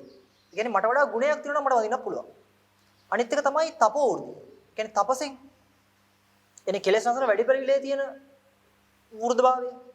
ඒකත් වන්දනාවට උපනිශ්‍රයක්. දැන් මෙහෙමයි. ඔය ඕනම දෙයකින් අපි වැඳ කියමුකෝ. ඕනම විදිහකට තව ඕනම විදිහකට අපි වැඳ කාටද? ඔය වන්දනාවෙන් අපිට වෙන සිතේ මොකද්ද? ගුණය තියෙන යාට. මට නැහැ. වයස තියෙන යාට මට නැහැ. මම වැඳ කියලා මොනවද මට හම්බෙන්නේ නැහැ. ඔව් ගෞරවය කියලා කරා කියලා මට මොකද හම්බෙන්නේ? ඔව් ඔන්න ඔතන අපිට නොදැනුවත්වම අපිට කෙනෙක්ට වන්දනා කරන්න පුළුවන්කමක් එනවා කියන්නේ. අපි ඒ වෙලාවට හරි අපි මහා ලොක්කො නෙමෙයි කියන එක හිතර ගන්නවා. පැහැදිලි. ඒකයි බයට වැඳීම සහ ගෞරවයෙන් වැඳීම කියන දෙකක් කියලා කියන්නේ. බයට වඳින්නේ කරන්න දෙයක් නෑ දැන්. දැනවද? බයට වඳින්න වෙන්නේ වැඳේ නැත්තම් මට මොනව හරි වෙනවනේ. හරිද? හැබැයි බය නැතුව හැමෝම ඇවිල්ලා ආසාවෙන් වඳින්නේ. ඒත් මට දෙයක් වෙන හින්දා තමයි. හානියක් වෙන්නේ නැහැ. ලාභයක් වෙන්නේ. හානියක් වෙන හින්දාත් මිනිස්සු වඳිනවා. ඒ බය. ලාභයක් ලැබෙන හින්දාත් මිනිස්සු වඳිනවා. ඒ තමයි ගෞරවය. හරිද? ඒ ගෞරවය හැදෙනකොට වෙන්නේ නිහතමානී බව. හරිද? අනතිමානී බව. මෘදු ගතිය. කීකරු ගතිය. සුබර භාවය. අල්ප දෙයින් පවා සතුරු කරන්න පුළුවන් හැකියාවක් යාට එනවා. තේරෙනවද? ඒකයි අර කියන්නේ. කියන්නේ වන්දනාව කියන එක උඩාර්ථයෙන් නිකන් හිතන්න එපා. හරි? ඒ එක වැදුම ප්‍රමාණවත් වෙලා තියෙනවා සසර නිවන් දකින්න. හරිද? අර තිස්සද කොදේ වැද්දාගෙන එක සැරේ එක දවසක සත්තු මරන්න කැලේට යනකොට කැලේ මැද තියෙනවා දූර පාට රෙද්දක් ගහක් උඩින් දාලා. ඒක දැක්කට පස්සේ මේ වැද්දට නිකන් හින සතුටක් එනවා. ඒ දැකලා නැහැ එහෙම ඉතින් මොකද්ද ඒක? එතන තිබ්බ මල් තුනක් අරගෙන ඒ රෙද්ද යටින් තියලා වදිනවා. එච්චරයි. ඊට පස්සේ ආයෙ දුමිතල් ටික අරගත්ත ගියා. බැඳලා තියෙන බුදුහාමුදුරුවන්ගේ සිවුරකට. හරිද? ඒක කියනවා ඒ කරපු පින නිසා ආයි අපේ බුදුහාමුදුරුවන්ගේ ශාසනය ඉපදලා රහත් වෙනකම් දුගතියක් දැකලවත් නැහැ කියලා. පැහැදිලි. දැනගෙන නෙමෙයි වැඳලා තියෙන්නේ හොඳේ. ඒකයි වැඩි. මට්ට කුණ්ඩලී වැඳේ දැනගෙන නෙමෙයි බුදුහාමුදුරුවෝ කියලා. අර තියෙන ආලෝක මාත්‍රයට වැඳේ. නමුත් උඩට ගියා දේව පුත්‍රයෙක් වෙලා ආවිලා බණත් අහලා සෝතාපන්නත් වෙනවා. පැහැදිලි. ඒතකොට අපි මේ ඊටාම සුළුයි කියලා හිතන් ඉන්නවා සුළු නෑ. හරිද? ඒකයි මේකේ වෙනස. ඒ වගේ තමයි අනිත් පැත්ත. හරිද? අපි සමහරවිට හිතනවානේ දැන් අපි කාට හරි අපිට වඩා ගුණයෙන් ඒ කියන්නේ වයසින් හරි මොන හරි වයෝ වෘද්ධ නැත්නම් වෘද්ධ භාවයෙන් ඉන්න කෙනෙක්ට අපි අපහාසයක් කරා කියමු. අපි මොන හරි අඩුපාඩුවක් කරා කියමු. ඒක සුළුබඩු වෙන්නේ නැහැ ඊට පස්සේ. තේරෙනවද? ඒකත් ඒ අර වගේම තමයි. ඒකයි කියන්නේ මෙතන චේතනාව කියන එක හොඳට බලන්න කියන්නේ. ඒ කියන්නේ දැන් අර අපි හදන්නද මේ බිම්බිසාර මහරජතුමාගේ කකුල පළපු කතාව. ඒකට මොකද්ද කියන්නේ? කලින් අද්දවේක වැලි පිටින් ඒ පැදුරක් පාගෙන ගියා හරි ඔහොම සිද්ධියක් කියන්නේ. දැන් සමහරවිට අපිත් අපේ අතිනුත් ඕන තරම් එහෙම අපි පාගන් යනවනේ. නමුත් එතන තේරෙනවද ඒකේ වෙනසක් තියෙනවා. ක්‍රියාව එක වුණාට චින්තන දෙක දෙකක්. එදා රජතුමාට ඔච්චර භයානක වෙන්නේ රජතුමා හිතාගත්ත අරක ගාණක් නැති බව. කියන්නේ එයා ඒක වැරද්දක් විදිහට දැක්කේ නැහැ. තේනවද? ඕනම තැනක් හැඩි කරනවා කියන්නේ වැරද්දක්නේ. පැහැදිලි මං කියන්නේ. දැන් අපේ අතින් බැරි වෙලාවත් වෙල ටිකක් ආවොත් අපි ඒක පිහදාන්න හරි අදහස එනවනේ. ඒ ගුණය හැදුම් නැත්තම් අපි කරන සුළු දෙයින් පවා විපාකයේ දරුණු වෙනවා. ඔක මං කියන්නම් බලන්න හොඳ තැනක් මේ එඩ්ගා කේසි කියලා කියන්නේ දැන්ට ලෝකේ පහළ වෙච්ච දැන්ට ලෝකෙ ඉපදිච්ච අග්‍රගණ්‍ය මිනිස්සෙක්. එයා අග්‍රගණ්‍ය වෙන්නේ මේ හින්දා. එයා උපතින් මේ බෞද්ධ ආගම නෙමෙයි. එයා උපතින් මට මතකයට කතෝලික. මම දන්නේ නැහැ මම මේක උගාක් වෙලා නැහැ කතෝලික ආගම. හැබැයි මම දන්න එකක් තියෙනවා ඒගොල්ලෝ පුනරුත්පත්ති සම්බන්ධ විශ්වාසයක් නැහැ. තේරෙනවද? පුනර්භවය ගැන මම දන්න විදිහට නැහැ. ඒගොල්ලෝ අදහස. හැබැයි කේසි කතෝලිකයි. හරිද? මට මතකයට බයිබලයේ හදාarලා තිනවා උපරිම විදිහට. මේ බයිබලයේ කටපාඩම්. ඒ මට්ටමට හොඳට හදාarපු මොනසෙක් වගේ. මේ මිනිස්සයාට අර විෂන් එක ආවහම. හරිද? අර පෙරවිසු එනේ පෙර අද්දව බලන්න සහ කර්ම විපාක බලන්න පුළුවන් මේ හැකියාව වෙනකොට එයාට ප්‍රශ්නයක් වෙනවා. දැන් එයා හිතන් හිටපු સંદર્ભේ වර්ධිනවා. හරිද? පුනරුත්පත්තිය විශ්වාස කරලා නැහනේ. හැබැයි දැන් එයාට ඔප්පු වෙනවා පුනරුත්පත්තිය ගැන. පැහැදිලිද? ඊට පස්සේ එයා කිව්ව හින්දා කවුරුත් පිළිගත්තේ නැහැ. පරේෂණ වාර්තාවලට ගියා ඒගොල්ලෝ. එම ගිහලා බැලුවාම අර පෙනිච්ච ඔක්කොම ටික ලේඛනගත කරලා තිනවා. මම හිතන්නේ සංසාර මන්දිරය කියන පොතාවෙත් ඒකේ. ඒ කතාව මම ඒකයි කිව්වේ. ඒක වැදගත් කියලා මම කියවක හින්දා නෙමෙයි. එයා බෞද්ධ දර්ශනය දන්න කෙනෙක් නම් අපිට කියන්න පුළුවන් ඔක ගොතලා කිව්වා කියලා. ඒ මනුස්සයාට අදහසක් නැහැ බෞද්ධ දර්ශනය මොකක්ද කියලා. හරිද? හැබැයි යාට තේරිච්ච ඇත්ත කතාව එයා කිව්වා. පැහැදිලිද? දැනුම් පද්ධතියේ වෙනස. මම ඒක කිව්වේ මේකයි. ඔයාලට මම මේ කතාව කිව්වේ එක පැත්තකින් කර්මයේ දින ගැඹුර තේරුම් ගන්න. ඒකේ කේසි කියලා දින සමහර කතා බැලුවාම ඒ කියන්නේ අර බුදුහාමුදුරුවෝ චුල්ලකම් විභංග සූත්‍රය, මහාකම් විභංග සූත්‍රය සහ කර්මඵලවාදය ගැන කියනකොට කියපු විදිහ අතිශයින්ම සමාන වෙනවා. ඒ කියන්නේ ඒකේ තියෙන ඔය කියන්නේ කර්මගත රෝග ඇදිච්ච විදිහ. සමහර ඒවා අංග විකලුණේ ඇයි කියන එක. ඒවා බුදුහාමුදුරුවෝ කර්ම විභාග ගැන කියලා තියෙනවා. සත්තුන්ව මරලා තියෙනවා නම් අල්පායුෂයි. හරිද? අංග විකල වෙනවා. අතපය හරියට පන්න නැතු යනවා. ඔය ඔක්කොම කතා තියෙනවා. ඒ ටික ලස්සනට යාගේ කතාවෙත් තියෙනවා. මම කිව්වේ ඒකයි දැන් අර අපිට ඕවා ඉතින් විශ්වාස කරන්න අමාරුයි නම් දැනට අපිට සයන්ටිෆික් බේස් එකකින් හරි තියෙනවා නම් විශ්වාස කරන්න ඕනේ ටිකක්. පැහැදිලි. ඒ හින්දා මම අර ඒක මතක් කරේ දැන් අපි කරන සුළු හෝ දේ සුළුයි කියලා තකන්න එපා. ඒ සුළු හෝ පිනක් කරන එක තකන්න එපා සුළුයි කියලා මොකද දන්නවද? උදාහරණයකට හොඳ උපමාවක් කියනවා. කලයකට වතුර බිඳුව ගානේ වැටෙනකොට කෙනෙක් හිතන්න පුළුවන් මේ වතුර කවදා පිරෙයිද කියලා. හැබැයි අමතක කරන්න එපා කියනවා කවදා හරි පිරලා ඉතිරලා යනවා කියනවා. ඒ වගේ පොඩි පින කළත් ඕක එකතුලා මහා පිනක් වෙනවා. තේරෙනවද? එතකොට අර සුළු දේවල් නිකලේ කියලා එකක් නැහැ. සුළු දේ කරත් කවදා හරි පිරෙන්න එක උපනිශ්චයයි. ඒ වගේම තමයි අපි හුඟ කට්ටිය කියන අනිත් එකයි. අපි මෙච්චර කිසිම මේ කරදරයක්, හානියක්, දෝෂයක් කාටවත් කරන්න නැතුව ඉඳලා මෙච්චර කර්ම අපි කියවනවනේ. පුදුම පාපයක් අපි කියවන කියලා කියනව නේද? මෙච්චර පව් කරන උන්ට විවාහ දෙන්නේ නැහැ කියලා අපිට හිතෙනවා. උදාහරණයක් උපමාවක් කියනවා. කිරි දෝපු ගමන් ඉතින් මිදෙන්නේ නැහැ. හරිද? ටික දවසක් යනවා. ඒ කියන්නේ තාම ඒගොල්ලන්ගේ මිදෙමින් යන්නේ. ඒකට අපි කලබල වෙන්න ඕනේ නැහැ. අපි ඕකට අත දාන්න ගියොත් එහෙම අපේ පැත්තෙත් කිරි මිදෙන්න ගන්නවා. හරිද? ඒ හින්දා එකයි අහක යන ඒවට අත දාන්න නැතුව තමන්ගේ පැත්ත බලාගෙන තමන් පුළුවන් තරම් මේකේ යහපත්ව හික්මෙන්න උත්සාහ කිරීම තමයි කළ යුත්තේ. ඒකට හික්මීම හදාගන්න එක වටිනවා. ඒකට දානය පුරුදු කරන එක වටිනවා. ඒකට ධර්මය හොයන එක වටිනවා. අවංකව හොයන එක වටිනවා. පැහැදිලි? ඒ හින්දා එක තැනකවත් පින කුසලය යහපත සුළුයි කියලා තකන්න එපා. ඒ තරම් මෝඩකමක් තම නැහැ. මම දැක්ක අර එක පෝස්ට් එකක් පින් කරන කට්ටිය බොහෝ ප්‍රමාණයක් ඉන්නවා. පින දැකලා අනුමෝදන් වෙන කට්ටිය 14ක් ඉන්නවා. පැහැදිලි? ඒ කියන්නේ පින දැකලා අනුමෝදන් වෙන්න සතුරු වෙලා සාදු කියන්න ඒකට උගක් කට්ටිය අකමැති. මොනවා හරි අඩුවක් පේනවා. තේරෙනවද? ඒක අදිසි මොකද?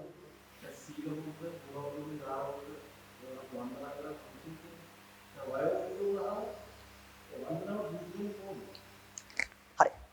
අපි වයස කියන එක බලන්නේ කොහොමද? හරි. මං අහන්නේ දැන් අයියා අඳුරන කෙනෙක් නම් පොඩි කාලේ ඉඳන් දැන් අයියාගේ සීයා අයියාගේ තාත්තා වගේ නම් වයෝවෘද්ධ කියලා කියන්න පුළුවන් කොහොමද? හැබැයි මං කියන්නේ පාරේ හම් වෙන මිනිස්සෙක්ගේ වයස අපි කොහොමද හොයන්නේ?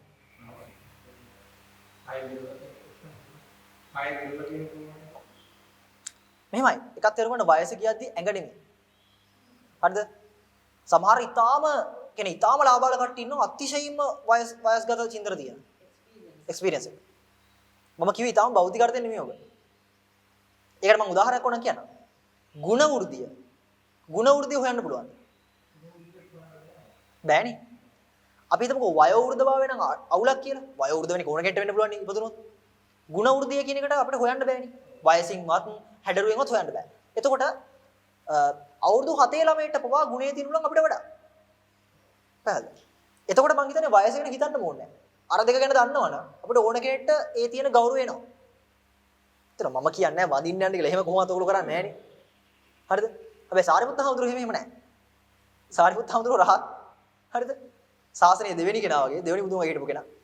අර අවුරුදු 7 සාමණේරයන් වහන්සේ තමයි එදා කිව්වේ මේ සිවුරේ පොට ගෑ වෙනවා හාමුදුරුවනේ කියලා. අනිත් පැත්ත ඇරලා මම හදා ගන්න කියලා කියෙත් නැහැ. අනිත් පැත්ත ඇරලා වැඳලා කිව්වේ මට අවවාද කරන්න බං ඕන වෙලාවක පිළිගන්න කැමතියි කියලා. එහෙම තමයි කියන්නේ අතිශය ප්‍රඥාවන්තයෝ එහෙම තමයි ක්‍රියාත්මක කරන්නේ අපිට සාමාන්‍ය අමාරු හින්දා ඒක ඕනේ නැහැ. මාන්නේ තමයි තියෙන මොකද? තේනවද? එතකොට මම කියන්නේ මේ ගුණගරුක බව තිබ්බනම් වටිනවා. ඒ කියන්නේ අපිට පොඩි අදහසක් තියෙනවා නම් මේ අපි අපිත් එක්ක සම්මුඛ වෙන ඕනම කෙනෙක්ට හොඳ වෙන්න හැකියාව තියෙනවා කියන එක. ඒ කියන්නේ සරලව මෙච්චරයි. ඕනම කෙනෙක්ගේ ඇතුලේ අඟුලිමාලත් වැඩ කරනවා. ඒ වගේම තමයි සාරිපුත්ත හාමුදුරුවෝත් වැඩ කරනවා. පැහැදිලි. ඉතින් අපිට අර ඕනම තැනක ගුණේ බලන්න පුළුවන් නම් අපිට ඒකේ සෑහෙන ලොකු සහනයක් අපිට තියෙනවා.